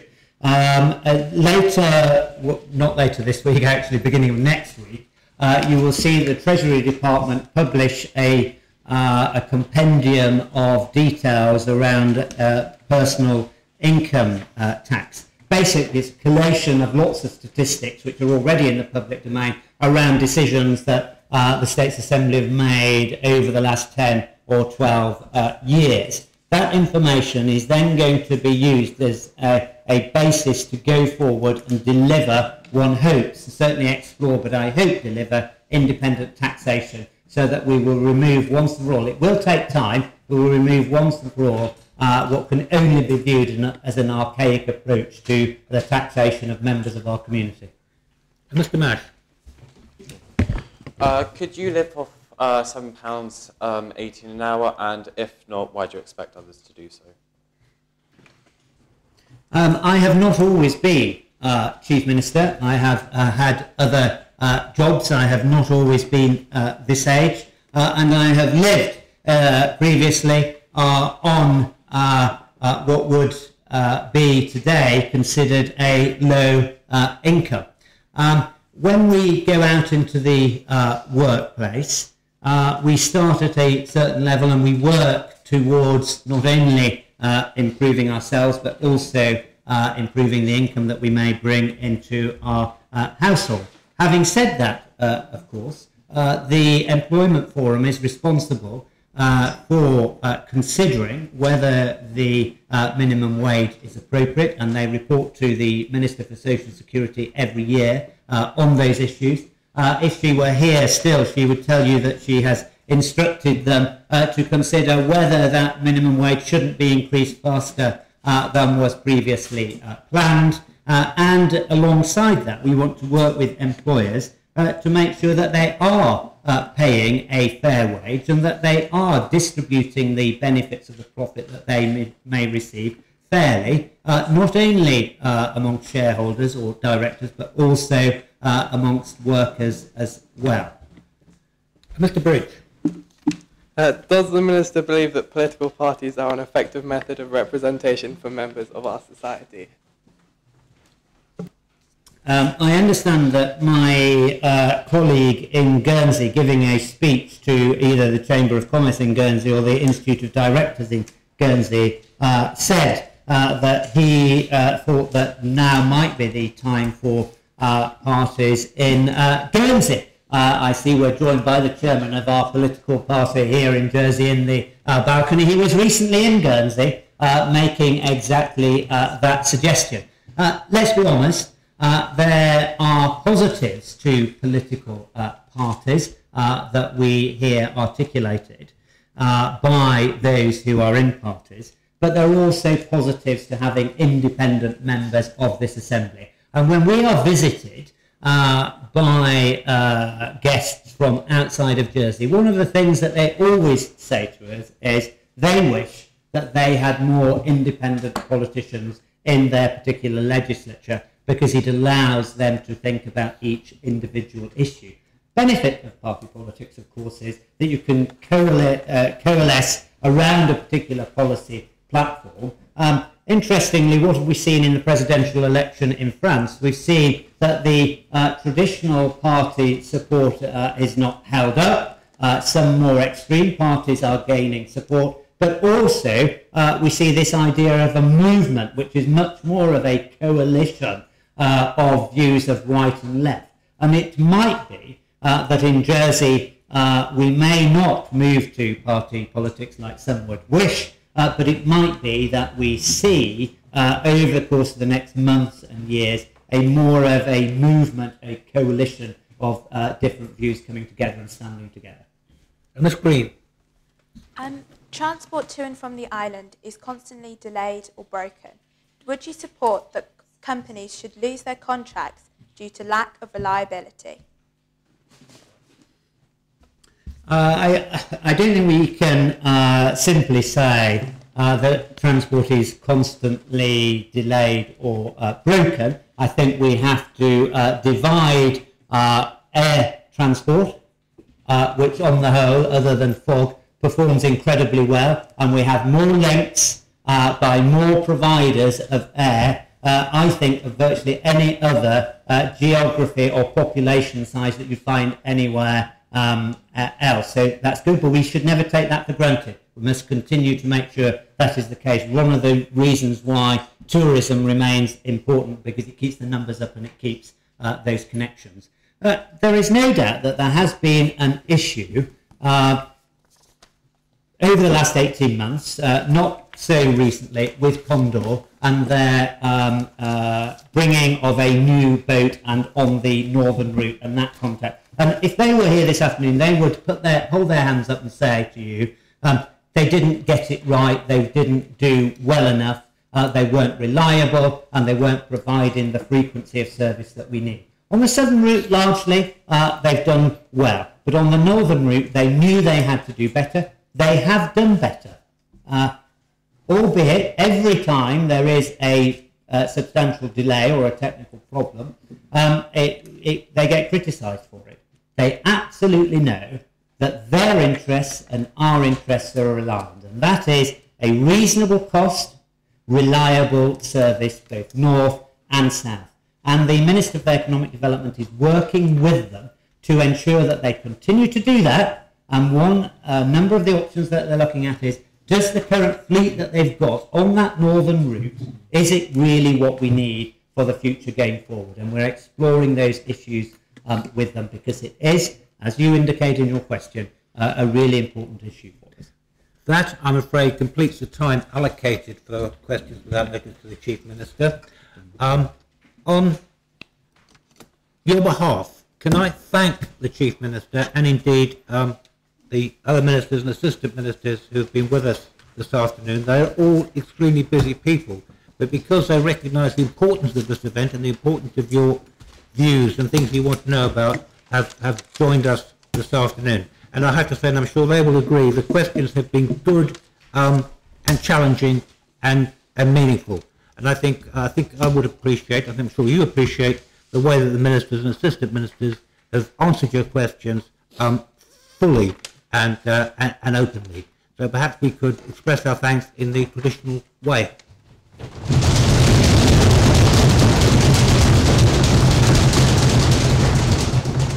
So thank you, Chief Minister. We now move to public business. And the first proposition is in the name of Dorisdale College, and I ask the greffier to read the proposition. The Assembly has asked whether it is of opinion that all schools should be mixed gender. Mr. Fraser O'Neill. Thank you. Our proposition is that all schools should be mixed gender.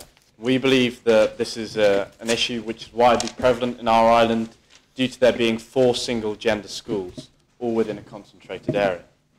From GCSE results alone, it is clear that all 4 of the single gender schools achieved the highest grades in the island. This is not necessarily due to them being single gender though. Rather, it is partially due to them being fee-paying and the 2 highest performing schools, Victoria College and Jersey College for Girls, both requiring an entrance examination. This obviously makes the selection pool far more refined in terms of academics.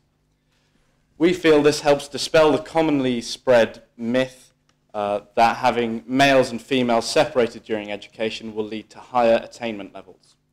Although there are benefits to single-gender schools, in some circumstances it can have adverse effects on the students in terms of their lack of socialisation with the opposite gender. And this is a point we really want to press today. Firstly, single-gender schools, by their very nature, lead to an increase in gender stereotypes due to a lack of experience of the opposite gender, and therefore leading to an increase in assumptions made with regards to the opposite gender. In the case of boys, they are often made to feel empowered as a superior gender, and this ludicrous mentality can be taken with them into further education and the workplace. This obviously leads to a lack of cohesion due to the simple inaccuracy of the mindset. The American Council for Co-Educational Schooling found that boys who spend more time with other boys become increasingly aggressive, and girls who spend more time with other girls become more sex-typed. However, let us be clear, we are not saying that this system will immediately and absolutely be beneficial to all. Rather, for the majority, it can provide a more informed and less socially awkward atmosphere to learning. And these traits should transfer, hopefully with the help of time, to society as a whole. This policy's objective is to reduce social exclusion in schools and reduce prejudice of both genders towards each other. Ask yourself the reasoning behind not having schools for specific ethnicities or those from certain backgrounds. This is the same as our line of reasoning as to why we shouldn't segregate men and women. Historically, segregation has never brought about benefit or cohesion to a society, only ideas of elitism and prejudice. Not only do we see this in the historical context, but in schools today. A large proportion of students come out of single-gender schools without knowing how to converse confidently with what I think it's easy to forget is literally half the population. Alternatively, being in mixed-gender schools, students of all backgrounds can feel more accepted and comfortable due to a greater range of students being incorporated within the school society. This would therefore lead to students being able to achieve higher academic attainment due to being less focused on social engagements. Statistics show that progress is already being made with regards to moving towards mixed-gender schools. There are now approximately a third female and half as many male schools compared with figures 20 years ago.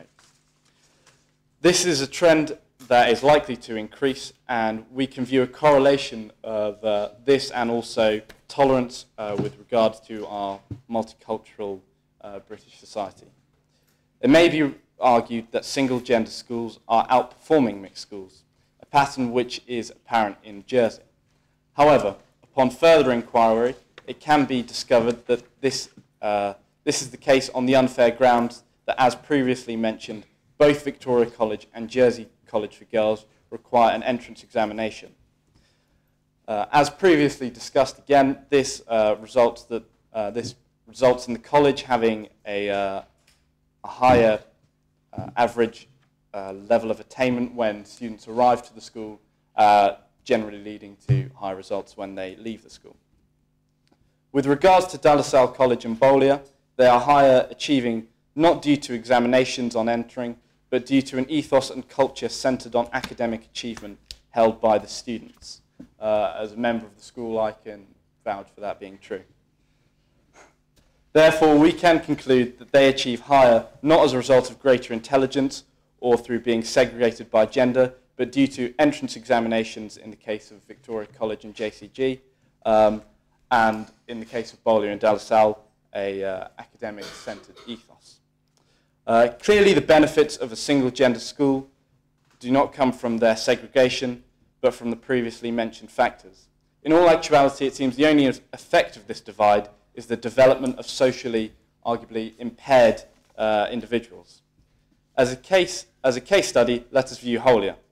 Obviously, the entrance examination gives the selection process a slightly more refined in terms of academics, and this allows for higher attainment levels. However, their results are not so far different from De La Salle College's and Beaulieu's, and I would argue, as would my fellow members here, that this isn't due to it being a mixed school, but due to other factors such as school culture and state funding, etc. There is a clear indication that the single-gender schools are not as effective in producing well-rounded citizens. This is our focus, whether this be in terms of their ability to socialise, achieve academically, and having an informed position on their gender as well as others. Statistics back to this claim, with numbers of parents choosing single-gender educational institutes decreasing. Currently, only 10% of boys and 16% of girls are educated in single-gender schools. And as previously mentioned, there are now a third fewer exclusively female schools and almost half of that in terms of male schools. A trend that only seems to be continuing into the future. The study of the American Council on Education reports reveals that there is less academic disparity between male and female students overall, and a far greater achievement gap between students in different racial, ethnic, and socio-economic groups. Surely there should be more focus on closing these bigger gaps in attainment, encouraging acceptance, and less focused on outdated, needless divisions. Thank you. Is the proposition seconded? To second the proposition, I don't have... Mr. Bishop, you don't have to speak now if you don't wish to. It's your choice. Oh, no, I'll speak now. Right, thank you. Essentially, I just want to emphasise the social impact of an increase in mixed-gender schools in terms of being socialised alongside the other gender. We believe that it will remove the us versus them mentality that comes with increased segregation, which overall is bad for social cohesion. Whilst, and so this is the thing, whilst boys may perform better in mixed-gender schools, girls tend to perform better in single-gender schools. However, we believe that a better society is more important than better academic attainment. It's more important for there to be well-rounded individuals than high-achieving individuals.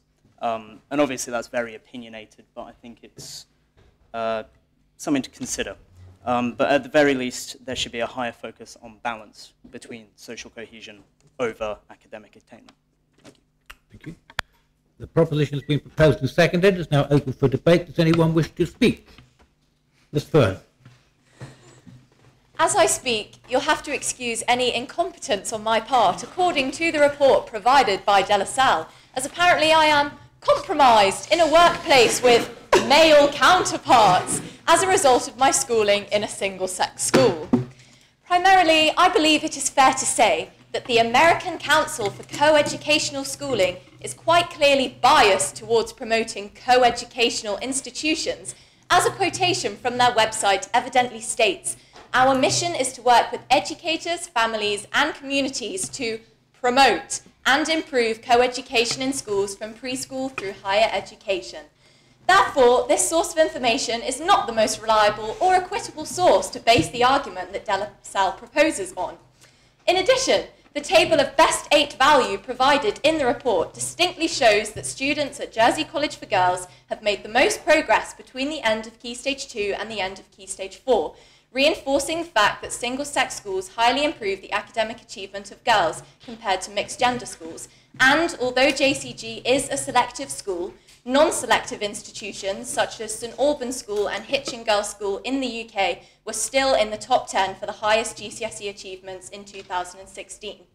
Conclusively, it is undeniable that girls perform better in a single-gender environment, and as a member of an all-girls school myself, I can state that I do not at all feel that I have been sex-typed by my peers, nor do I feel incapable of communicating with a male, should I happen to come across one inside or outside of school, because 2 of the members of Victoria College sitting in this room are actually in my Spanish class, and I do have to cooperate with them, which I believe I am more than competent to do. As a part of our Project Tridents as well, most of us were in male-dominated workplaces, and I speak on behalf of the whole team when I say that none of us found we were hindered in any way to cooperate with our male colleagues as a result of our single-sex schooling. Thank you. Mr. Davis. Thank you, sir. Agreeing with Miss Fern on the other side of the chamber there. But first of all, I wish to raise the point that in your report, Mr. O'Neill, your report reads that same-sex education reinforces sex stereotypes. I can't speak, granted I can't speak for the other members of this chamber, but when I think of a stereotypical young lady, especially in Jersey, the only things that can come to mind are that they are well-educated, polite, individualistic, and a prosperous individual. If this is the stereotype which same-sex education is therefore promoting, then I see no problem why we should be integrating all of the schools into mixed education. Second of all, you've also mentioned that the same-sex education schools here in Jersey have similar results to Holyer. Also, if that's the case, then there's surely more evidence, which you so rightly stated yourself, Mr. O'Neill, to say that actually it's not hindering the academic abilities of the young ladies from Bowley and JCG in our island, or the gentlemen such as yourselves from De La Salle, or gentlemen from Victoria College to my right. And just to finish off, surely by having the choice of, as you say, we have 4 mixed gender schools plus Holyer with its selective opportunities, and the 4 main private sixth form colleges and secondary schools here in Jersey. Surely by having that variation between all of the types of education you can be provided with in Jersey, it is therefore open to choice of the individual or the individual's parents as to how they wish to be educated and how that education for them is going to be beneficial for the individual themselves. After all, education surely, and I'm sure most of the chamber will agree with me, education is very much an individual thing rather than an aspect of your life which can be uniformed to the whole populace. Thank you. Ms. Cox. Mr. O'Neill, you were saying that at same-sex schools, students are more likely to fit stereotypes, and particularly girls. But there have been studies to show that at an all-girls school, a female student is 2.5 times more likely to choose physics, which I think we can all agree is a male-dominated subject.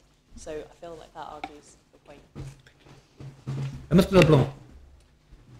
In a similar note to Ms. Fern, I'd like to apologise if I come across as aggressive during the following comments, which are mentioned in your report as coming from the American Council of Co-Educational Schooling. I would like to question whether the American Council of Co-Educational Schooling is really an applicable source to use when deciding on educational policy in a British school or in Jersey. I'd also like to question just how aware you are of the amount of cohesion that we have between Victoria College, JCG and Bowlia. That's just one example. There are several people here, over there and over there, that I have been in classes with and I am in classes with. And I would ask you to consider whether taking away the choice from parents and students of whether to go into a same-sex school or a mixed-sex school is really going to help anyone in the long term. Ms. Jones. I strongly agree with Ms. Fern. In response to your previous statement about girls' schools often being selective and thus having better results than any mixed schools, have you considered the example of Holier and JCG? Both are selective schools requiring the exact same A-level results of at least 5 subjects of a minimum of a grade C to enter into sixth form, and yet JCG has scored significantly higher in A-level and GCSE results in the last year.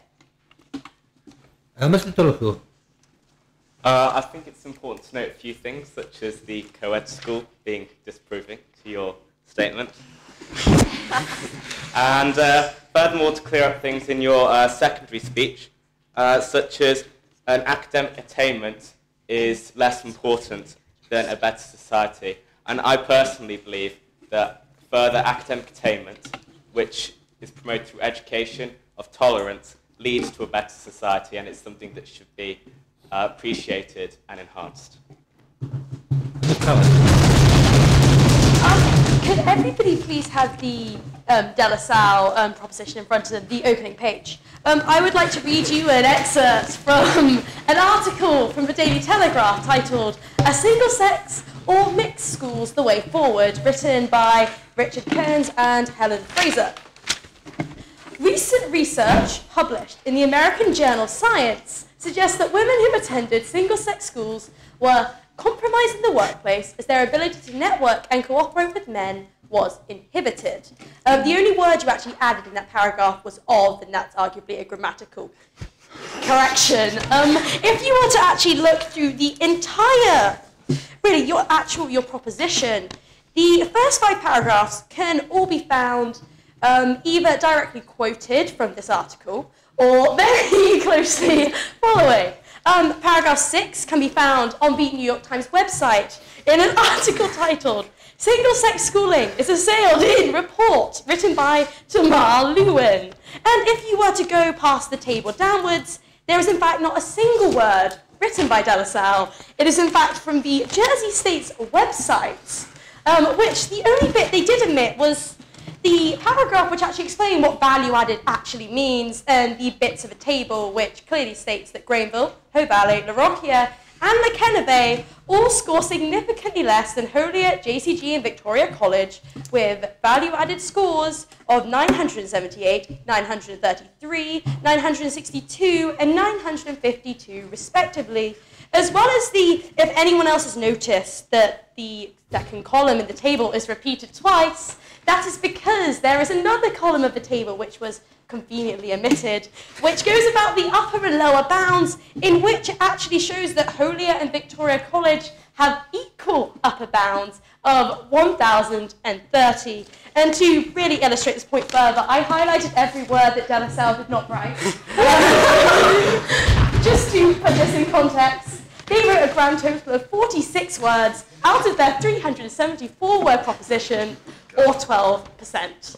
I don't know whether you are ironically trying to show the fact that you are incapable of writing your own proposition, or the fact you are unaware of the laws of plagiarism to show that you actually need a co-ed school to be able to form a debate properly. However, that argument, as well as your whole proposition in general, is frankly garbage. I'm not sure if garbage is a good parliamentary term, but it's all right, is it? Garbage is all right. Mr. DeLuce. Right, on a lighter note, thank you, Mr. O'Neill, for your interesting opinions. I'd like to start with a study conducted by Ofsted in 2015, who concluded that the educational needs of both females and males were massively different. As far as I can see, schools for decades have grouped people according to their ability to try and make sure, like, the learning needs and learning aims are met, so I don't see why gender shouldn't follow these conditions.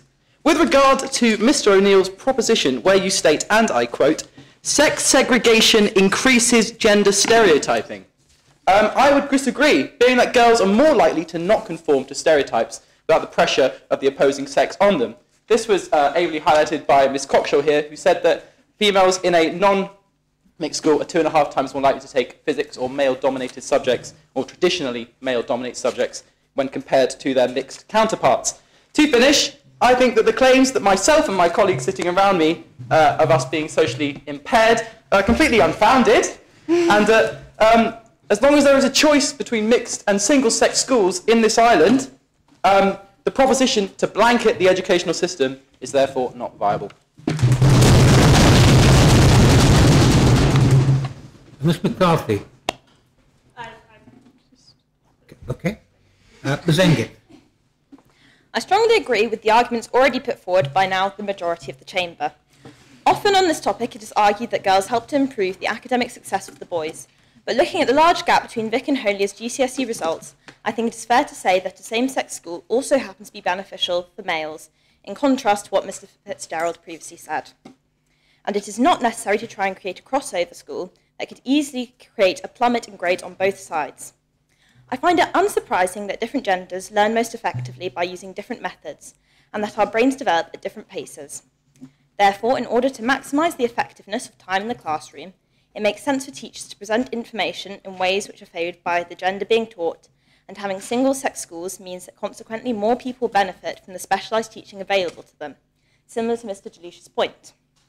Furthermore, scientific studies have provided evidence to show that boys often are a few years behind girls academically until it evens out around the time we go to university. Therefore, the solution that makes the most sense is in fact to keep the schools as single-sex schools where one gender will not hinder the other's progress. Then at university, if any concerns still remain about difficulties mixing with the opposite gender, then these can be evened out at this point, where learning together will not impact on the other's success as they are beyond an age of being easily distracted by the opposite gender. Mr. Davis. Thanks, sir. Following on from what I finished on before, which was about choice, Jersey prides itself in being an island which is highly tolerant, something which our own bailiff and former Lieutenant Governor Sir John McColl picked up on last year's Liberation speech. Surely, by having this mix within our community, because we must not think... Mr. Davis, I think you've already spoken in this debate, have you not? I have, sir. You have? I'm sorry, I'll have to cut you short. And the final speaker before I ask for the summing up will be Ms. Lawson. I would like to agree with you that most of the points have been pointed out in the Chamber already. However, one of your points in your report states that even in independent schools, only 10% of boys and 16% of girls are now in single-sex schools. However, in a lot of these schools in England, the mixed schools, they have been splitting their more academic subjects up into gender groups, even though they are at mixed schools, because children are underachieving in maths, English and science when they learn together. Boys, especially in English, and girls in maths and science. I just thought this would be an appropriate thing to add. Thank you. I have no other speakers, so I'll ask Mr. O'Neill to sum up, please. Well, first of all, I'd like to thank particularly Miss Fern for her fantastic, what can only be described as extremely well-researched document she relayed to us. Yeah. I think one of the key points brought up there is with regards to choice, which I think Mr. Davies first brought up. And I think that was something to consider. Our points were based less on personal opinions, just to put that one out there, and more so on the spirit of debate. And thank you, Ms. Cockshaw, for your points made with regards to physics choices. Thank you. Thank you. The debate is now concluded. We will come to the vote. I ask the greffier to open the voting.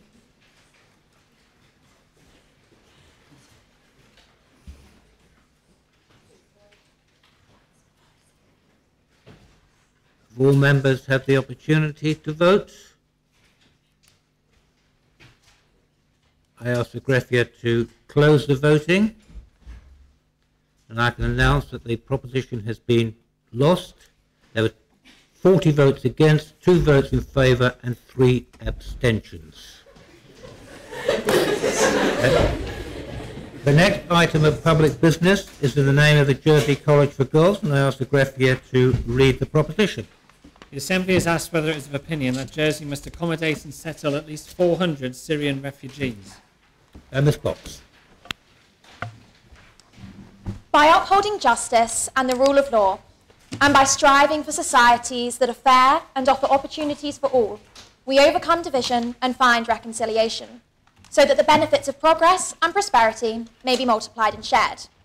This was a part of the message of hope and unity shared by the Queen to all of the Commonwealth countries 7 days ago. The endemic indifference shown to families forced to leave their home and their loved ones has been heartbreaking. Hence, we'll not remain bystanders and would hope to be seen as ambassadors of our Majesty's message and representative of the universal desire for global unity and peace. For many reasons such as this, we believe that Jersey should accommodate and settle 400 refugees across a 5-year period.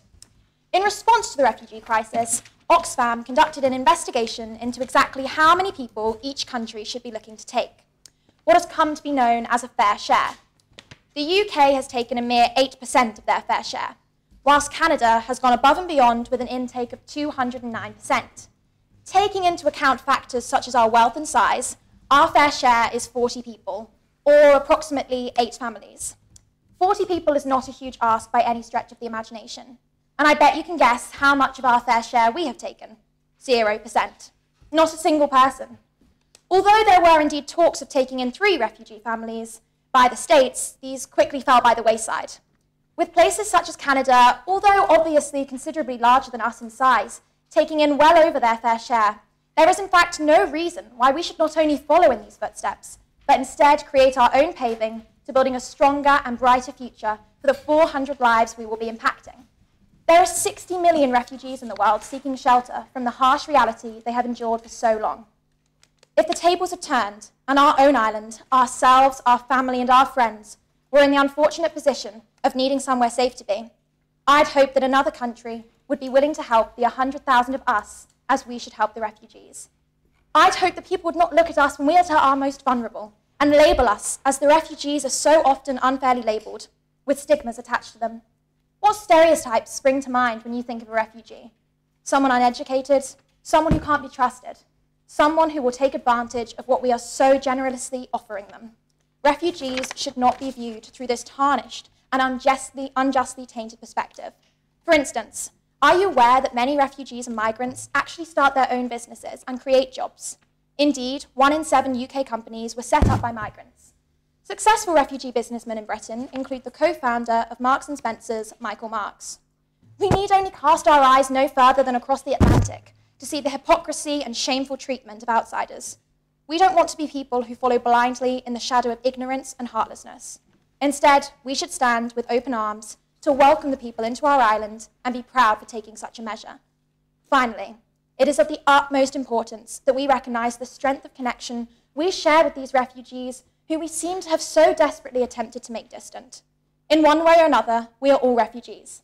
In fact, I'd like to invite everyone in the States to please stand up.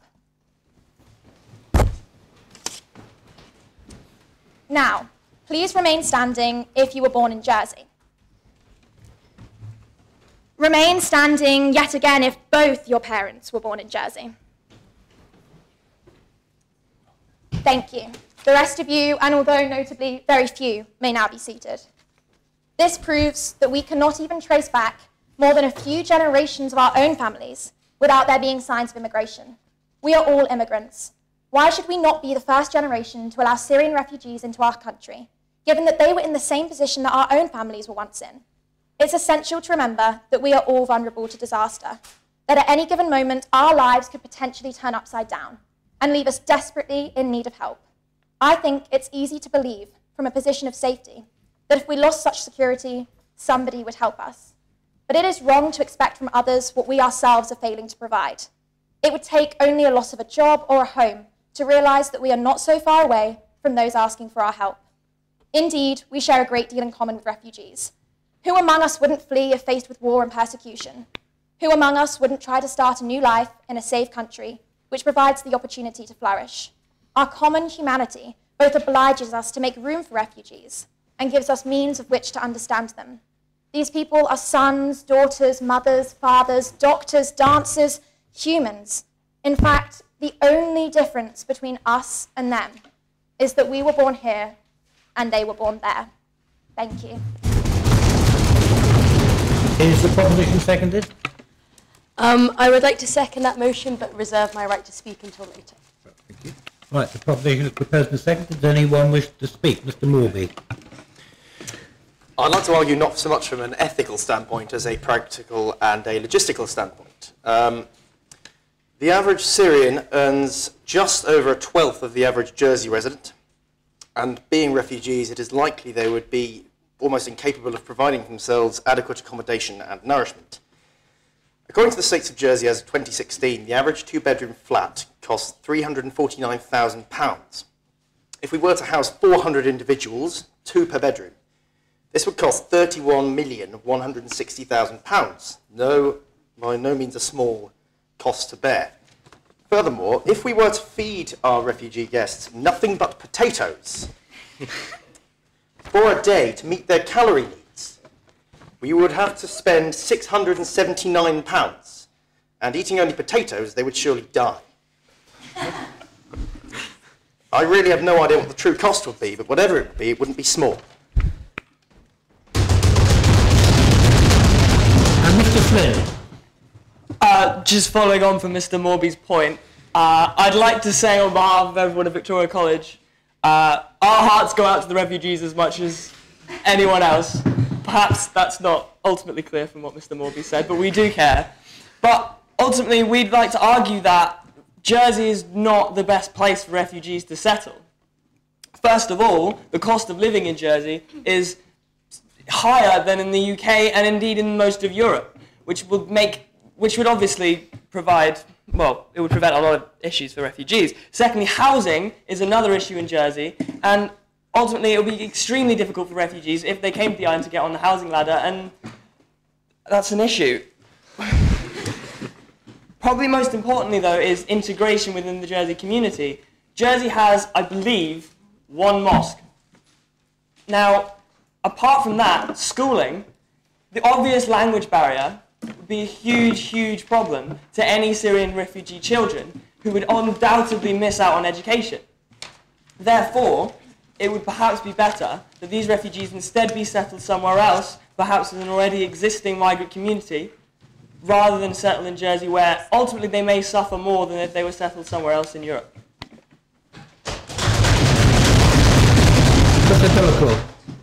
I think it's important to note, following on from my other team members' responses, as the Chief Minister said, there are very good reasons why not even 40 refugees have been accepted into the island, due to the housing burden that that would bring, and which would further increase the housing burden on residents already living here, as the prices would further rise as demand went up. So for JCG to bring up that there should be 400 refugees, 10 times the original amount debated by the states, seems a little bit of an extreme case. Ms. Green. In your report, you kept fluctuating between 400 refugees stated in your paper report and 40, which was said by Ms. Box. Could you clarify as to what is your actual number, and if a group of you, which is smaller than the States Chamber, can't decide how many refugees should become, do you really think it's going to be an easy task getting 400 refugees in the island when there are even more people to make a decision? Along with that, the island's residential status thing would actually exclude a lot of Syrian refugees coming for jobs in this island. If you're going to say that the only way to do that would be to bypass that for Syrian refugees, then a lot of migrants to the country could consider that an unfair implication and a benefit.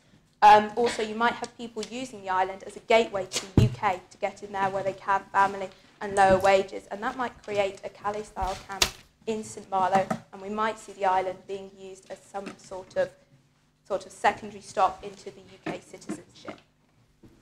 Ms. Radcliffe. To follow Mr. Flynn's point, while I do understand the need to accommodate the Syrian refugees, or just refugees in general, Jersey is already struggling to accommodate the already existing migrant community, and there's evidence to suggest families who've moved here from Portugal or Poland, there's families of 5 living in 1 bedroom by themselves, and if we can barely accommodate them, it's going to be difficult to accommodate even more refugees. Thank you. Ms. Delacour. As a response to Mr. Morby, I would just like to remind him that these are actual people, not statistics, and not in fact potatoes. And as interesting as it was to listen about how many potatoes they would need to keep us going,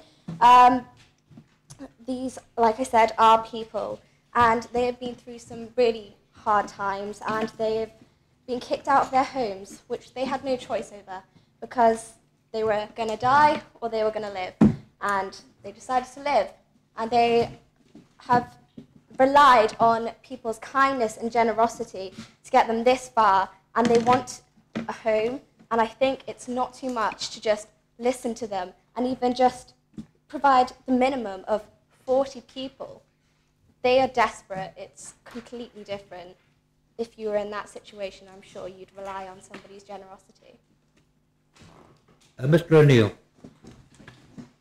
I was just wondering, why specifically Syrian refugees? Obviously there is a larger crisis there, but that is in the whole geopolitical area, obviously not just Syria. So why just Syria, and how would you identify the just Syrian refugees?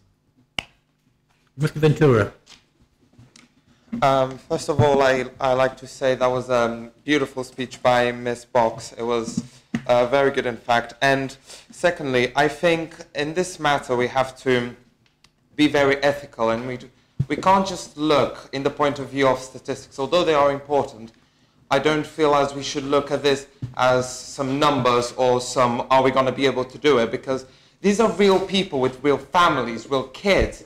They are running away from their own countries, their own homes, because they were made to. They didn't choose that. For example, in my case, I choose to come to Jersey. They didn't. They are made to leave their own countries. So I think in the terms of the language barriers and what we would need, I think that would have no problem, because they just want to be welcome somewhere. They don't care what it is. They don't care what they have to go through. They just want a place they can call home.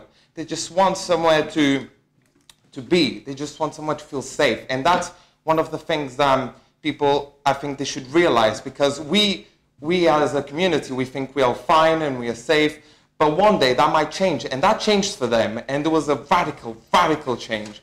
They suffered a lot, and I just think we should give them, even if it's not 400, even if it's just 40, even if it's just 10, any would help, because we're helping someone, and I think that's one of the most important things as a human being we should do, which is help others and not focus so much on worry. We are going to run into time trouble. I'm delighted that so many people want to speak, and speaking so well and speaking at length. However, we've still got another 3 propositions after this debate, and I would like to finish not too long after 5 o'clock. So what I'm going to do now is to call on Ms. Fern, then the seconder, and then ask the proposer to sum up so that we can give all the propositions a reasonable amount of time for discussion. I hope you will approve of that decision. So, Ms. Fern. In response to Mr. Flynn and Mr. Morby and Miss Green and Miss Radcliffe over concerns about housing, Andium Homes is actually building over 1,000 new homes before the end of 2020. And so if they accelerate current plans and build more homes before the end of 2020, then we'll easily be able to accommodate 400 extra people, and it really isn't that much more of a strain on the already excellent existing infrastructure. And the point that Mr. Flynn raised about the mosque, shouldn't we be increasing diversity by encouraging more people to come to the island instead of creating this discrimination against people? And I strongly agree with Mr. Ventura, and I thought that your speech was very emotional, and surely that just proves the point that we should be increasing diversity instead of discriminating against it. Ms. Pallant. Firstly, I want to agree, as well as Ms. Fern, that Mr. Ventura, your speech was incredible. But also, I just want to clarify some logistical issues that obviously we didn't explain because we didn't want to bore you, but it's fine, we will now.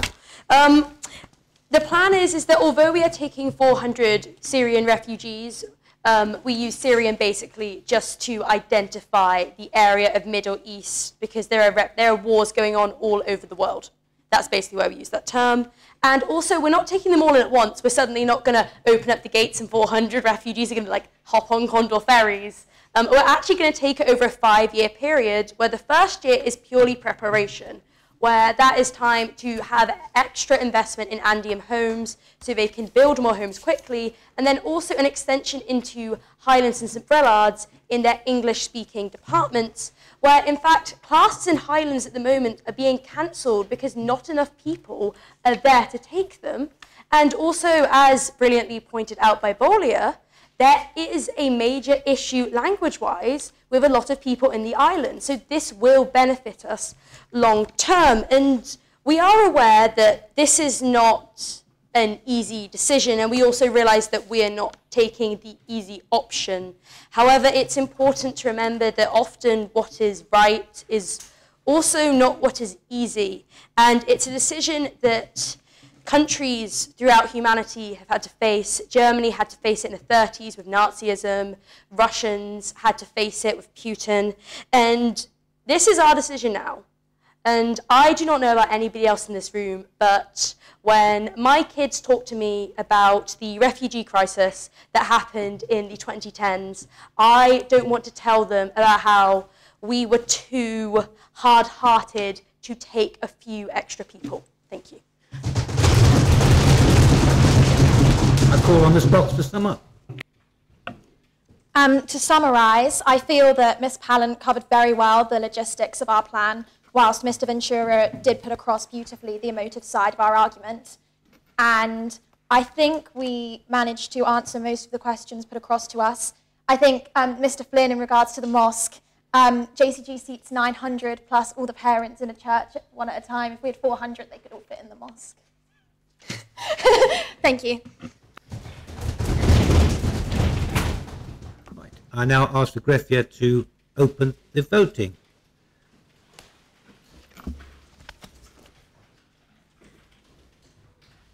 The proposition being that Jersey must accommodate and settle at least 400 Syrian refugees.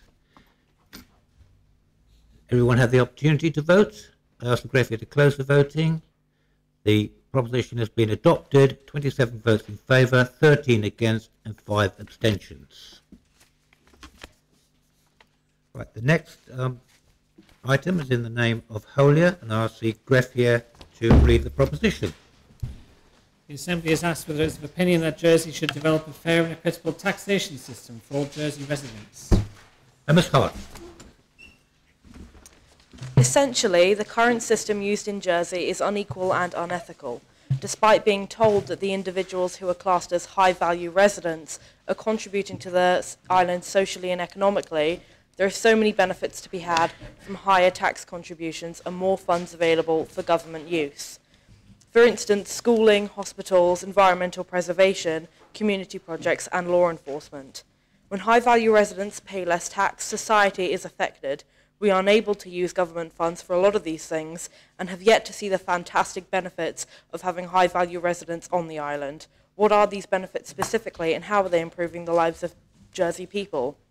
The more money you earn in Jersey, the more you contribute through your taxes, unless you earn more than £625,000 a year, in which case you can shirk the 20% tax rate and pay a lower percentage. The system in which everyone pays 20% of their earnings in tax despite their annual earnings results in a strong infrastructure. The money collected is used for important projects, like education and developments in the hospital's efficiency and success. Therefore, everyone benefits from the tax system and from high-value residents paying an equal percentage to those who don't qualify as high-value residents, for example, the majority of the population.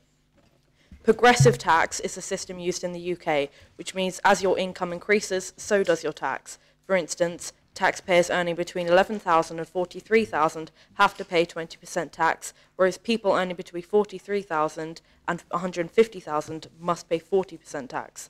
Although this system acquires more income from taxpayers earning more annually, I would suggest that Jersey use a system in which everyone pays the same amount despite their annual income. Currently, Jersey uses a regressive tax system, one in which tax rates decrease as your annual income increases. This is an attempt to keep high-value residents on the island. If you compare the earnings of two people, one earning $20,000 a year and one earning $2 million a year, the impact of 20% tax taken from the person earning $20,000, equaling $4,000, is far greater than the impact of someone with $2 million losing $400,000. An alternative to insisting that 1K residents, who are high-value residents, pay the same tax rates to non-high-value residents would be to either increase the minimum earnings per annum, minimum earnings being 125 or minimum earnings being 625,000, or to increase the minimum tax contribution for high-value residents being 125,000. This would benefit the island in more ways than one, because when high-value residents pay less tax, society is affected and the people on the island lose out. Is the proposition seconded? Yes. I second the propositions, but would like to reserve my right to speak. Yeah, proposition has been proposed and seconded. Does anyone wish to speak? Ms. Fern. Currently, the 1K regime raises £13.5 million in income tax alone over 123 individual taxpayers. The economic effects are much larger. In 2009, their economic impact was at a minimum of £50 to £70 million. Considering it took an estimated £21 million of taxpayers' money to build the new police station, theoretically, the whole project could have been entirely paid for by the 1K residents, with £29 to £49 million still to spare. Moreover, the reduction in the amount of tax paid by these high-value residential status residents is a reflection of their investment and spending in Jersey. They are encouraged to use local wealth advisory and fund management services, and they are inclined to invest and spend locally. This approximately equates to the level of tax paid by normal Jersey residents, and so they are still paying in equitable amounts of money into this island's economy. However, if their tax rates were to be put up, this level of investment would likely come to a halt, as many of the residents would be encouraged to move elsewhere to find similar tax benefits. Therefore, the £50 to £70 million figure would decrease dramatically, consequently putting a strain on the economy once more and reducing the amount of money available to schooling, hospitals, environmental preservation, community projects and law enforcement, as pointed out in your report. To conclude, although it has been considered unjust for high-value residential status residents to pay lower tax rates, the huge amount of economic support they provide to the island surely outweighs any moral inclinations for a fairer society. Thank you. Mr. Corbell, do you want to? Okay. Ms. McElrath. In addition to Miss Fern's counter-argument, I'd like to state fixed level of taxes makes Jersey an attractive relocation for 1Ks. There are many advantages for 1Ks entering the island. They bring masses and masses amounts of taxes, which, yes, are less than their fair share. However, they still provide Jersey with more money than the rest of the sectors. They also offer employment to cleaners, builders, lawyers, trustees and accountants, as well as circulate money around the island. For Jersey to succeed as a financial centre, 1Ks are essential. Ms. Green. I would like to also add to the points made by JCG that high-valued residents in Jersey contribute more taxes other than income. You seem to have just looked at income taxes rather than the actual overall amount in tax they're paying. As well, along with this, you've also in your report talk about 20% across the whole board. If that was to happen, low earners would be more affected than high earners. If you've got a lot of money, you take 20% off, you will still have money to spend on your children's schooling, to pay for food. If you have a low income and you take 20% off, you might not be able to afford to pay the bills at the end of the day.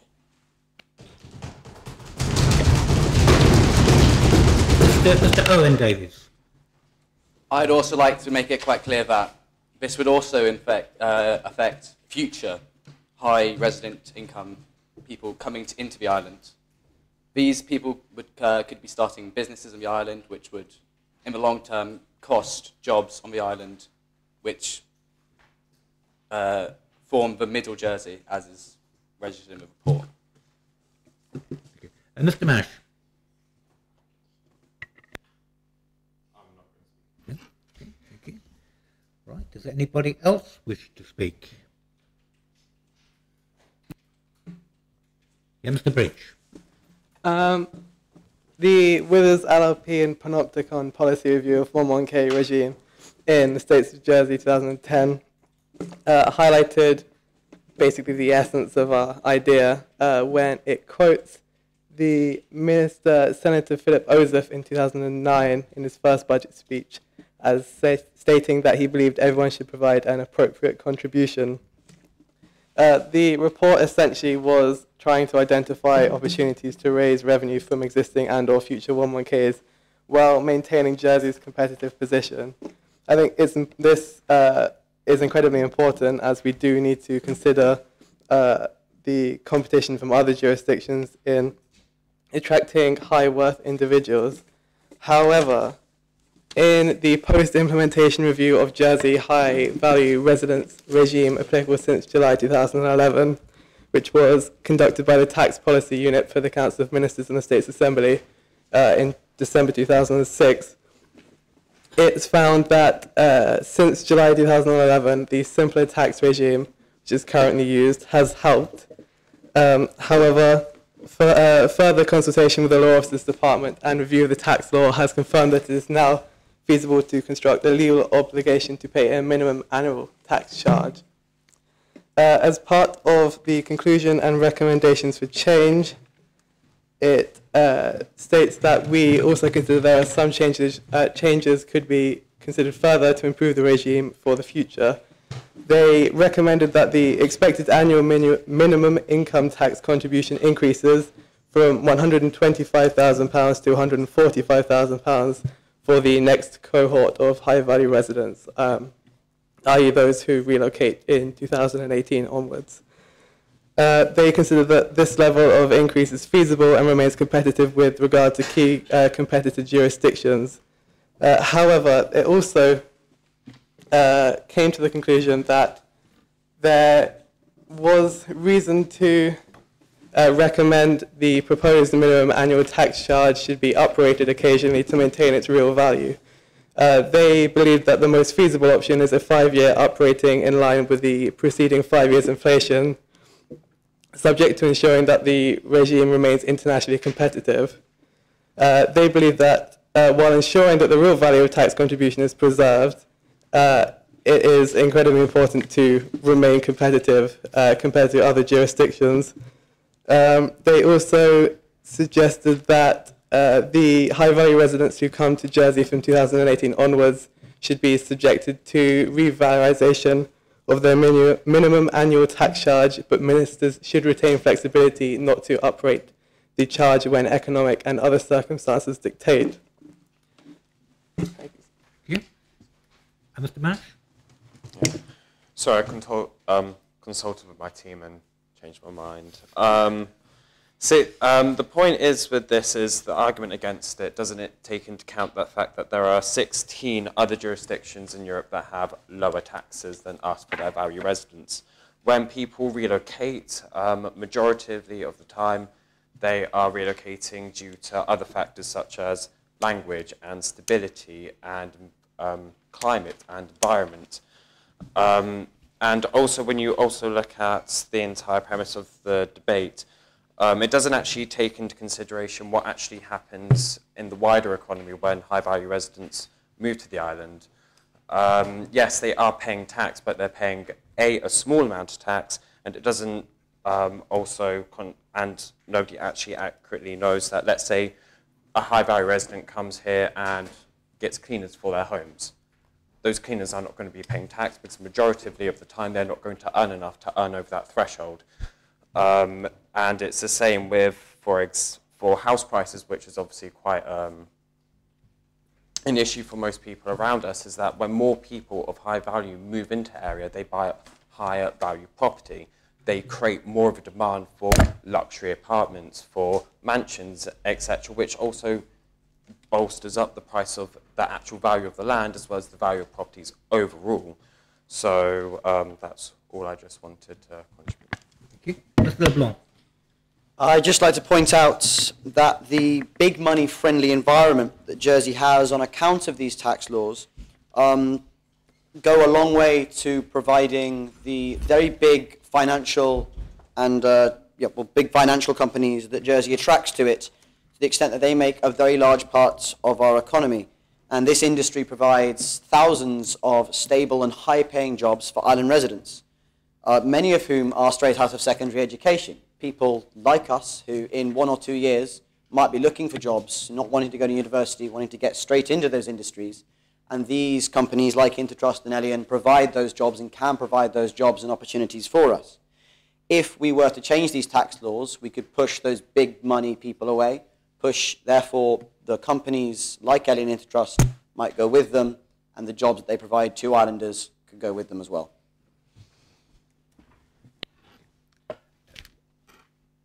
Mr. Mesh, you've already spoken. As no one else wishes to speak, I call upon Ms. Hart to sum up. Okay, well, I can appreciate the points made by a lot of people in the States today, but I did want to point out that the police station was not in fact paid for by taxpayers.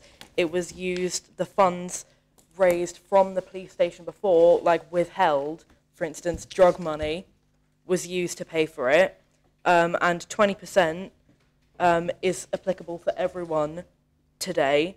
That's the stats I was using was from the UK to show progressive tax. 20% is the same for somebody earning a lower amount today in Jersey as it is for somebody earning a higher amount. But other than that, I still stand by everything else that I said, and thanks. Thank you.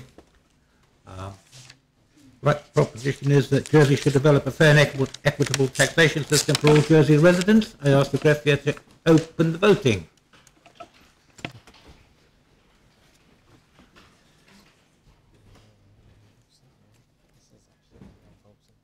Everyone's had the opportunity of voting.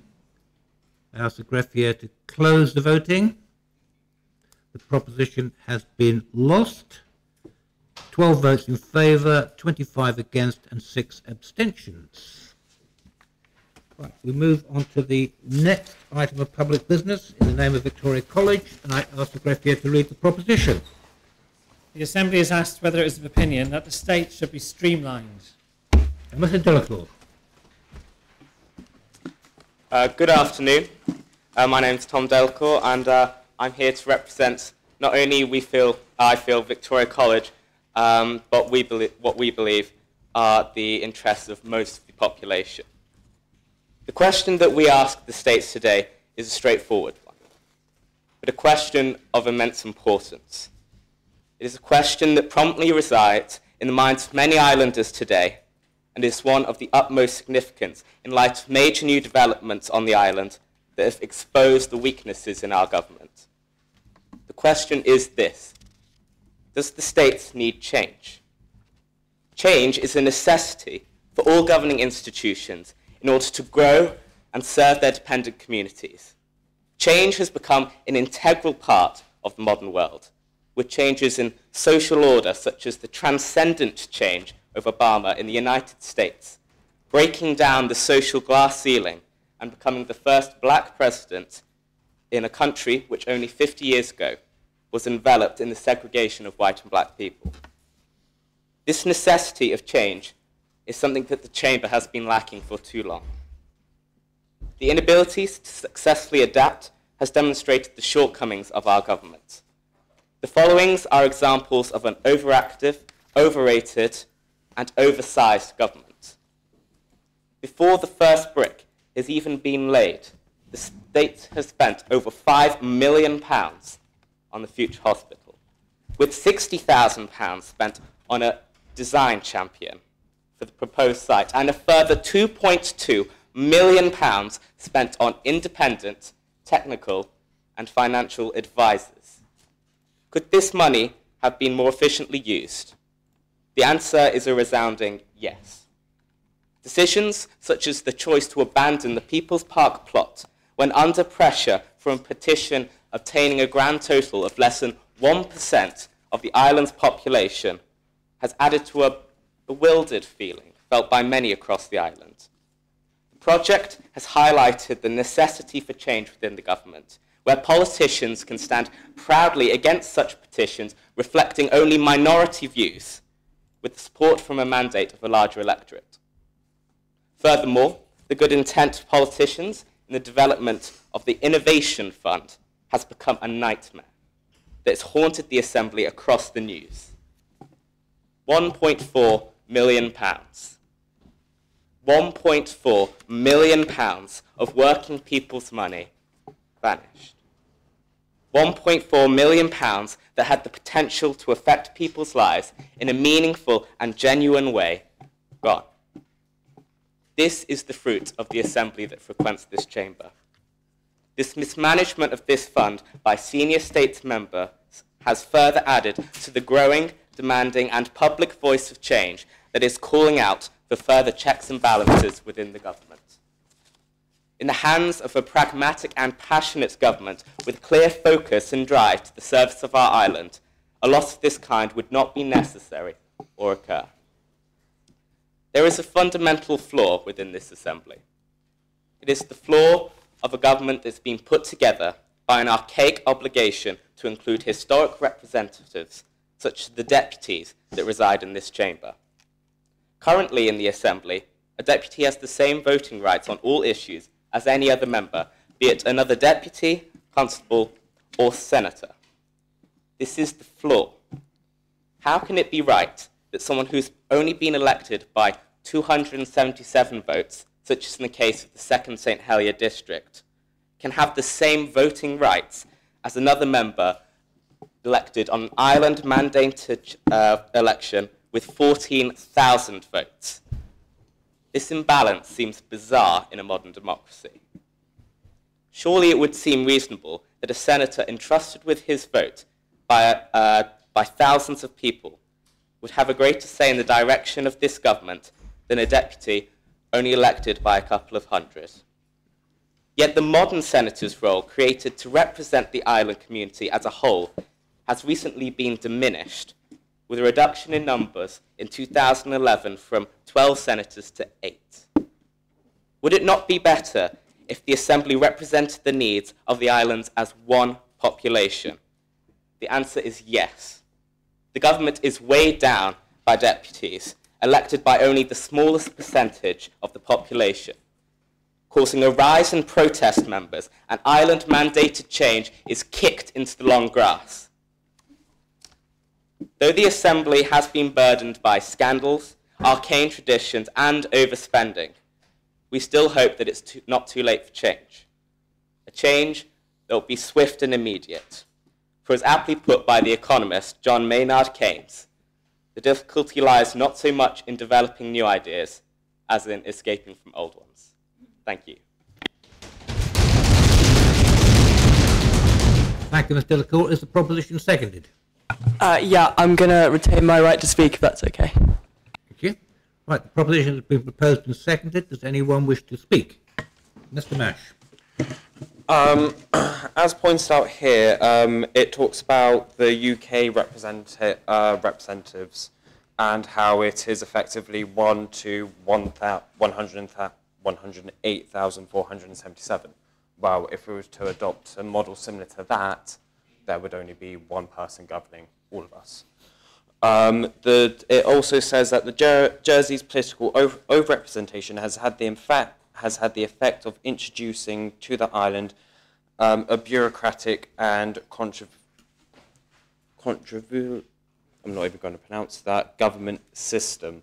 The problem with bureaucracies is that they are created by the people who make them. It's not about the amount of people who sit in a chamber which creates the bureaucracy. It's about the people who are in charge. So let's say for government and this chamber, it's about the people who are in government and make and administer departments rather than the people who are sitting in this chamber.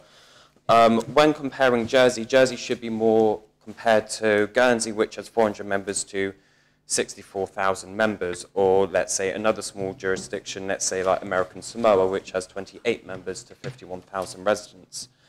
And not just that, when talking about the deputies, deputies are actually more representative of the individual constituencies that they represent.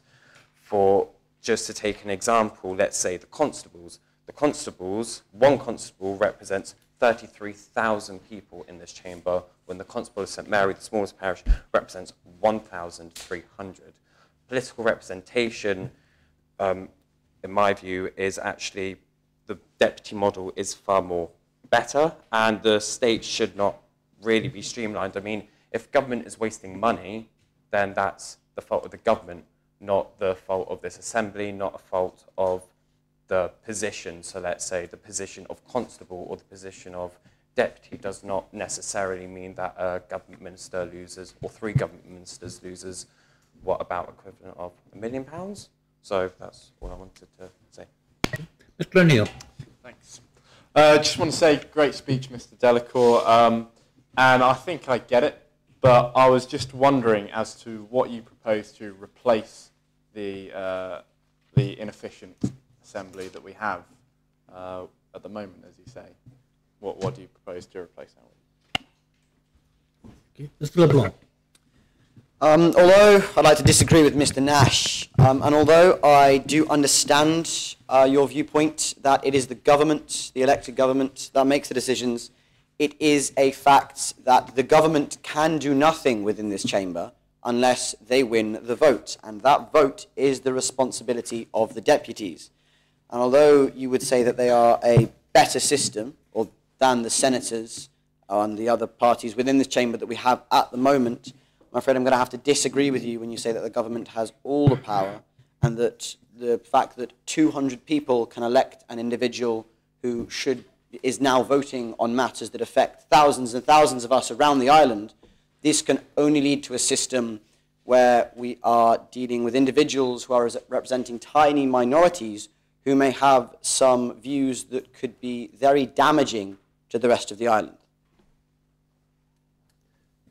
Does anybody else wish to speak? If not, Mr. Mash, I think you have already spoken, Mr. Mash. Mr. Flynn. Yeah. Okay, so thank you very much to Mr. O'Neill and Mr. Mash for their contribution to our proposal. However, I'd like to raise one final point that I think illustrates just why the states need streamlining, and it's a point that we've already alluded to earlier in this session. In order that I make the point, I ask everyone here to reflect on the 2014 Jersey electoral referendum. This referendum proposed a drastic change to the structure of the states by which constables would not automatically become members of the states once elected. This referendum had the potential to change the structure of the states and critically affect the island and the lives of islanders in a meaningful way. This vote garnered a total voter turnout of just under 39%. 39%. 61% of registered voters were seemingly completely ambivalent. 61% of voters, the majority, were apparently so unfazed by their government that they could not even muster the energy required to tick a box.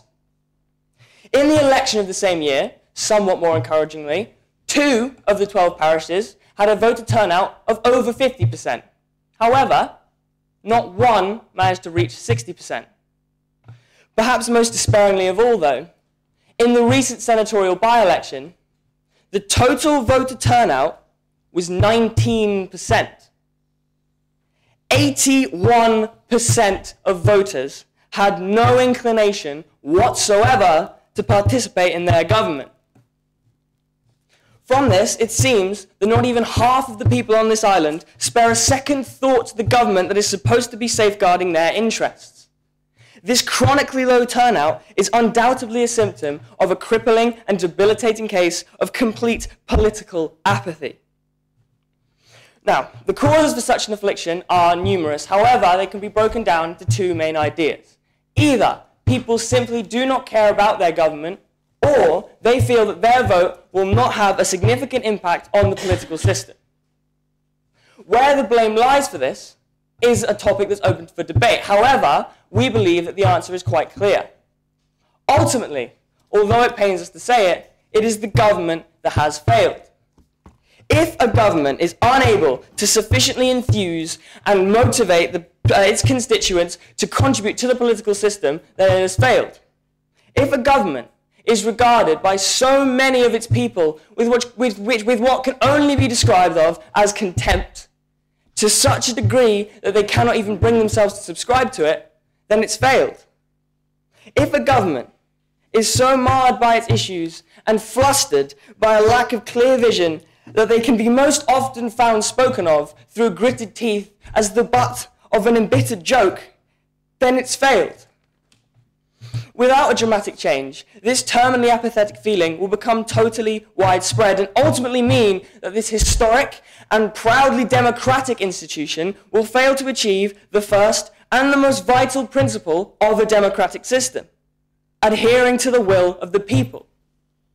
In light of all this, we believe wholeheartedly that the first and most pragmatic way to begin to bring about this change and administering a cure is by streamlining this government and addressing the blatant issues within the very structure of the states that are turning so many people away and preventing us from having a truly strong, decisive, and representative government. Now, finally, in light of some of the things that we may have said that may appear slightly incendiary, we'd like to thank the state sincerely for allowing us to have this opportunity. And ultimately, all we wanted to do was inflame a debate that would reach the heart of the issues that are preventing Jersey back from reaching its limitless potential. Thank you. Ms. Fern. Although it will probably be difficult to follow such a passionate speech delivered by Mr. Flynn, I would like to point out that in your report you focus a lot on what you consider to be the poor organisation of the new hospital project. And so all you're pointing out is that perhaps we need better people in the positions in the states to be carrying out these decisions instead of removing the positions entirely. Thank you. Ms. Powell. I would just like to firstly congratulate Mr. Flynn on his speech. It was incredible. There was just one slight issue where you went on about streamlining the states, and you went on about all these problems, and it was really inspiring, but you didn't actually provide a solution. And, you know, that's kind of needed. Because in the nicest way possible, you can talk about streamlining the states all you want, but you can't exactly get the health minister and the education minister to double up roles. Like, we need every single person that's in the states. And as Miss Fern pointed out, it's actually less an issue of the roles themselves and the system, as maybe it's more an issue that the same people get elected every single year, and maybe it's because there isn't enough competition that voter turnout is so low, not the fact that the system is archaic. Thank you.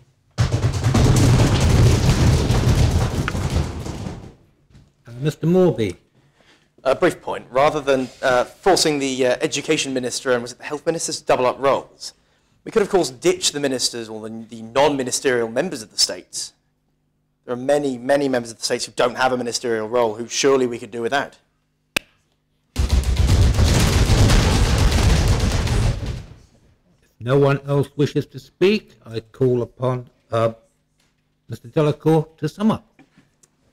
Thank you, everyone. That was a good debate. I just wanted to answer Mr. O'Neill's question regarding what would sort of replace the deputies. I think what's important to note is it's not a complete abolition of the deputies as a role. I think it's more highlighting the need of senators, as surely as the island's population is only 100,000, where one MP represents that many people in the UK, a large amount of senators representing the same population would be better than just a few, almost representing factions within the society. I'd further like to respond to the solution that Ms. Pallant observed. The solution we don't have. That's because the solution has to be decided by the states. What we're proposing is that such a solution is discussed by the states and there's a meaningful way to go forwards. We just want this to be a trigger in a new system of a modern democracy. I'd like to finally add that a vote in favour of our proposition is a vote for change. And if you feel tired, of what the States has done, then I think it's time to vote.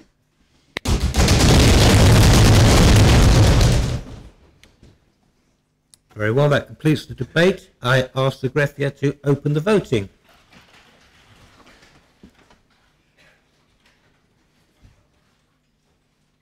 All members have had the opportunity of voting. I ask the greffier to close the voting. I can announce that the proposition has been adopted. 30 votes in favour, 13 against, and 2 abstentions.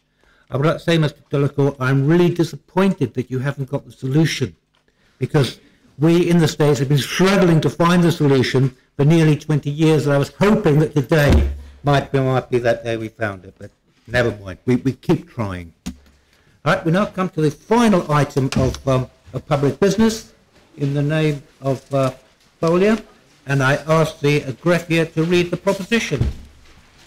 The Assembly has asked whether it is of opinion that all Jersey residents must retake all components of their driving test every 20 years, with the exception of those who are required to take advanced driving tests for their jobs. And Ms. Green. Before I start this, I would just like to say I am filling in for someone who was ill, so I haven't read it fully yet. We believe that all Jersey residents should have to retake their driving test every 20 years, with exception to those who are required to take advanced driving tests for their jobs, such as the police. This is in response to the high rate of vehicle crashes in Jersey compared to England, despite a lower speed limit. A study by the BBC in 2014 discovered that Jersey had 39% more motor accidents than the UK, with further studies revealing that 90% of car crashes are caused by driver error. With increases in the number of cars on the island, we need to make sure that people are using the roads safely and within the law. Therefore, to help save lives and reduce fatalities, we need to believe that people should have to retake their driving tests to check that their technique is up to par with safety measures and that their reaction times are acceptable. A retake of the theoretical component of the test would make sure drivers are up to date on changes in traffic laws, as when many adults took their tests, they did not have a written question paper to sit. It seems unfair that we should be held to account a higher standard than them to drive on the same roads. Andy Beeson, head driving trainer for the States of Jersey, said that doing anything that improves safety on the roads has to be important. It is known and a recognised fact that reaction times decrease with age. It is also acknowledged that the repetition of a course of action over a period of time forms bad habits. Therefore, this proposition provides a quality assurance check as to people's ability to cope with driving in an older age. Retaking the practical component would check that the driver's technique is adequate, including proper observations at junctions and checking their mirrors more often. Many adults will admit that they do not often do this correctly. Some will even joke about not remembering things they took on their driving test. This can endanger the lives of those around them, causing death in serious cases. But it's not a joking issue to laugh about the fact that you can't remember what to do at the junction. It's quite a serious thing, and someone could lose their life over it. This proposition would also tackle the problem of elderly drivers who sometimes are unfit to be on the roads. However, the reason we have chosen not only to retest elderly drivers is because they are not the sole cause of accidents. From the statistics we researched, 41 to 50-year-olds in this age bracket have the highest number of accidents than others on the road. It seems unfair that younger drivers have to pay such high car insurance when they have taken tests to higher safety standards than those and are not the ones causing the accident. They have proven that they are safe on those on the roads more recently than those in the 50-plus bracket. One benefit is that the new hazard protection component will be tested on older road users. This measures their reaction times, and as shown in a study of 2014, your reaction time starts to decrease around the age of 25. Another thing to consider is that with the rise in people taking their tests, there will be more money in driving examinations and more employment opportunities within the island. It would also mean that the test costs would lower for everyone. The scheme will not only be beneficial on a life or death level, but will also help the individual taking the test to iron out any bad habits they have that would be detrimental towards their own engine and petrol uses, such as riding the clutch and braking too hard.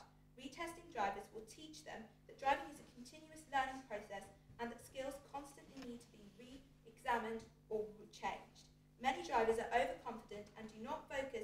driving and drive usually in an autopilot mode without thinking of what to do or how to adapt.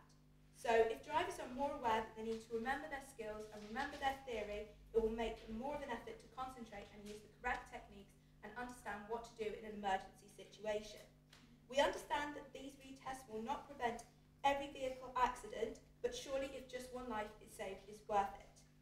Many of us here are driving and or learning to drive, and I'm sure we all have moments where some of us think that someone else's driving is poor or unsafe.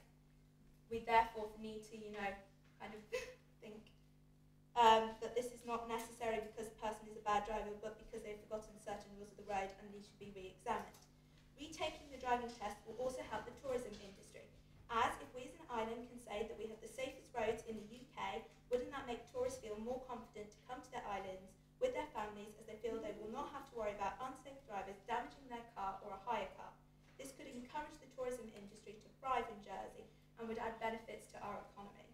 At the end of the day, what is more important to you, your pride or the life of someone else?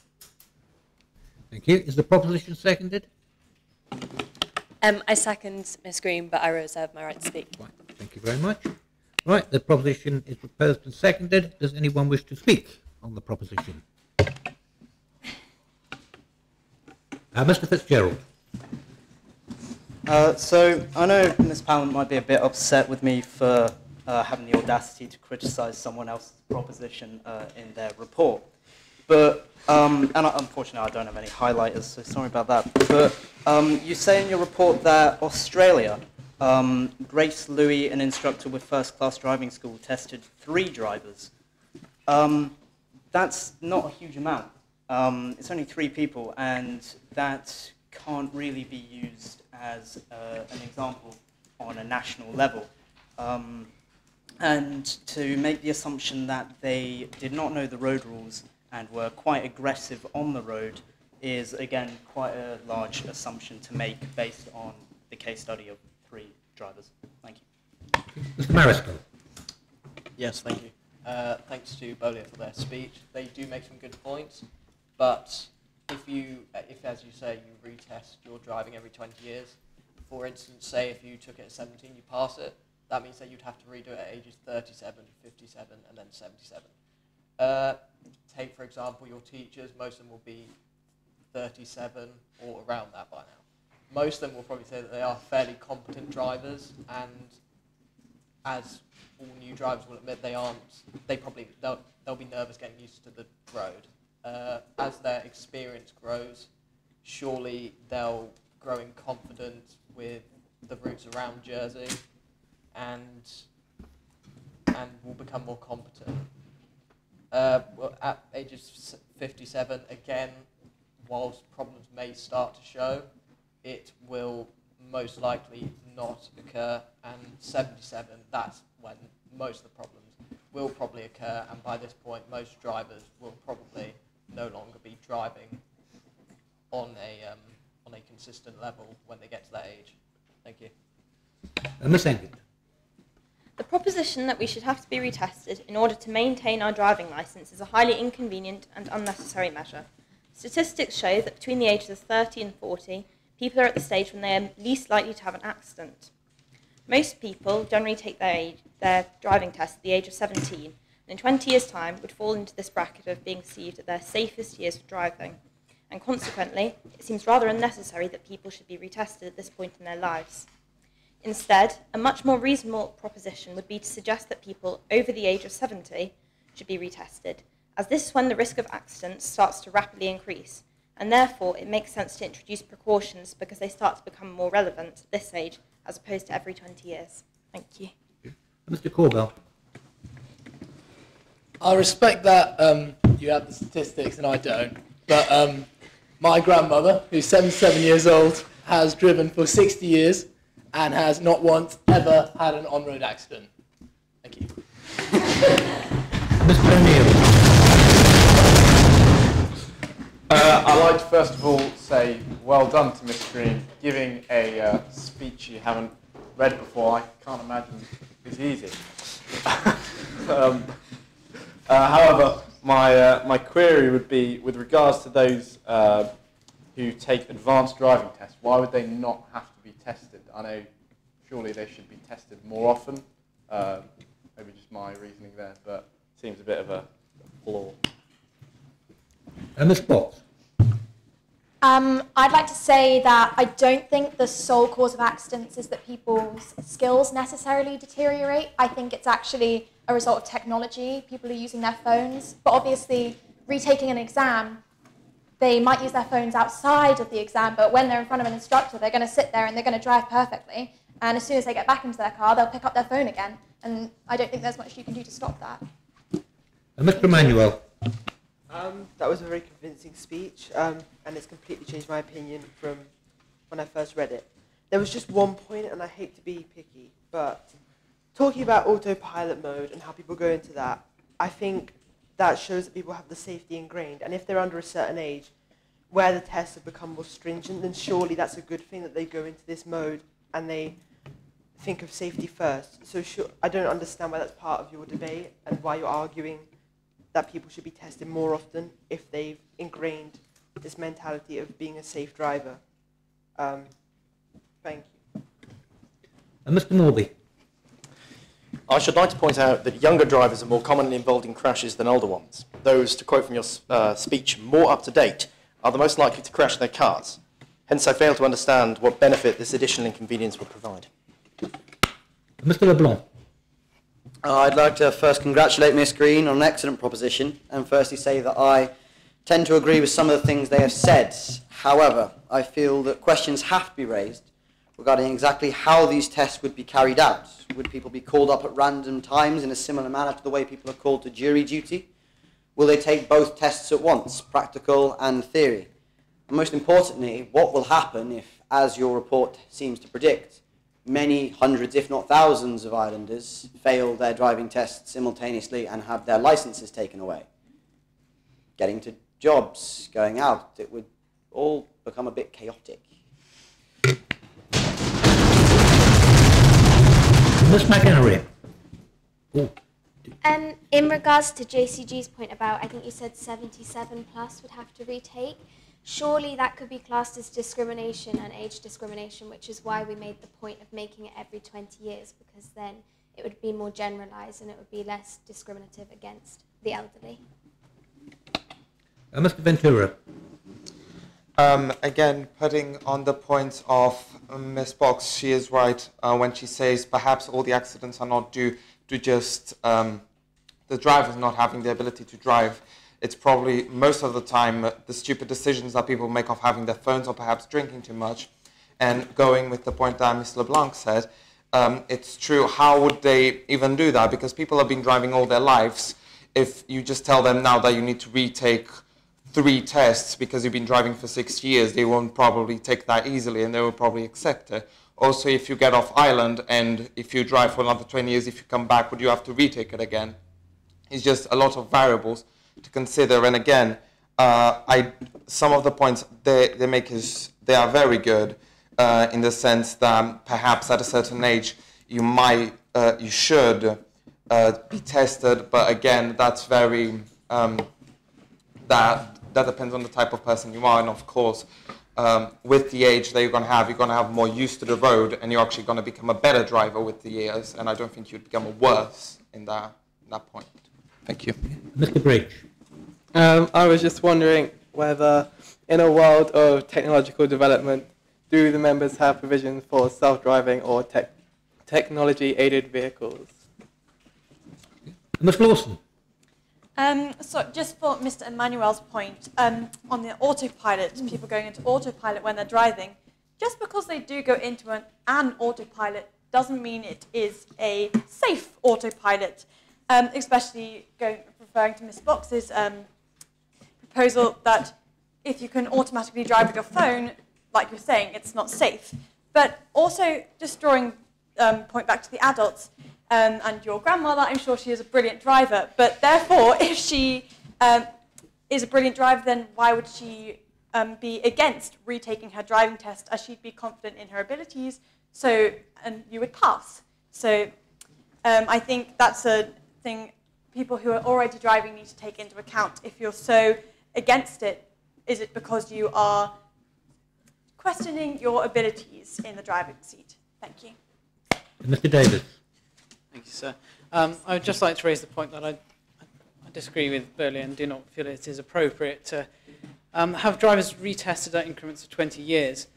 Whilst obviously we must do our best to improve road safety and responsible driving, we must also be considerate not to make too drastic a change to the system, which I feel your proposition is. Ultimately, those who choose to drive irresponsibly and under legal terms will do so regardless of being forced to retake a driver's test within those 20 years. The same as young drivers are going to drive irresponsibly a couple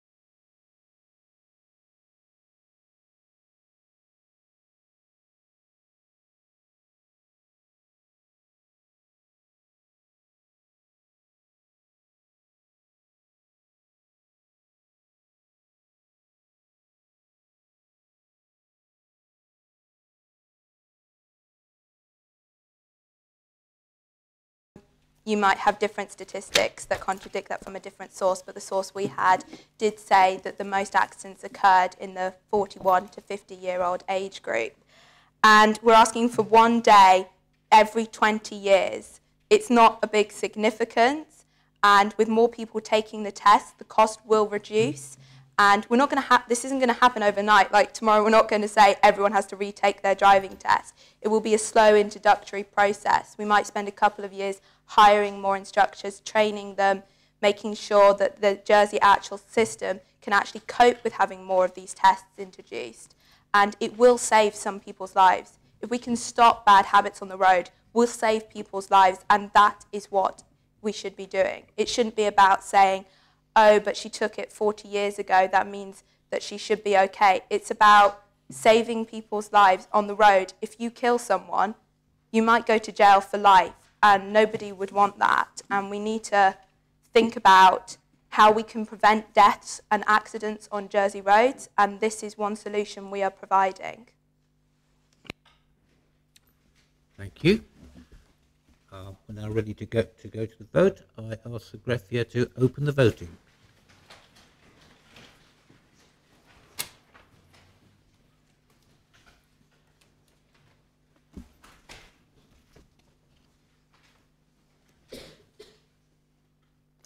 I ask the greffier, if everyone's had the opportunity of voting, I ask the greffier to close the voting.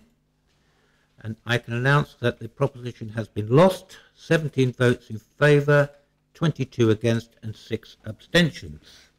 That completes our business, but before we adjourn, can I just say a couple of words of thanks.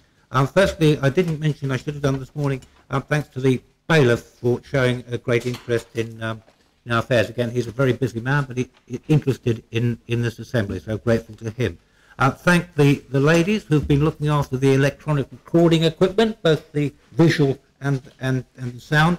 But in particular, I want to thank the Gref and staff of the Gref for making this happen. Mark and Lisa, and I'm sure Mark will mind if I single out Lisa in particular, who does a tremendous amount of work to make sure that this assembly happens and is successful. Liaising with your schools and colleges, preparing the papers, everything that it takes to get us here on time and to have a successful event. So Lisa, thank you very much indeed.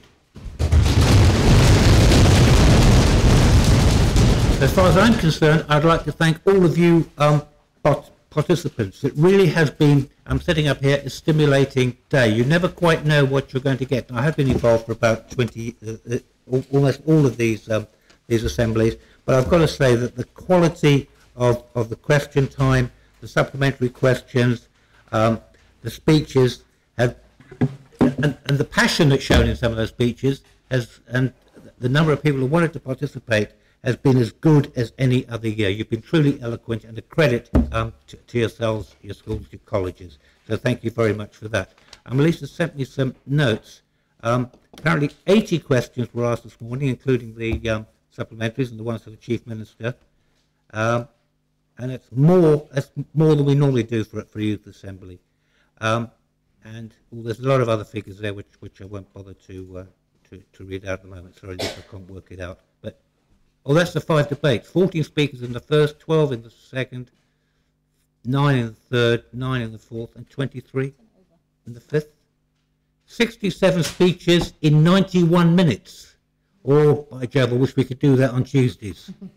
So thank you all very much for your attendance, and if I could remind you, you're invited for a drink and a nibble in the members' common room downstairs, and that includes your teachers, friends, and whoever else is in the public gallery. Ms. Pallant. Just before we go on to refreshments, I think I speak for everyone who's had the opportunity to take part in this assembly today, that we've all had an absolutely fantastic afternoon, and thank you very much, Constable Norman, for giving up your Tuesday afternoon to come and listen to us natter on. Thank you. Thank you, Ms. Pallant. That is much appreciated, and I've really enjoyed it. The assembly stands adjourned until about this time next year. See you downstairs.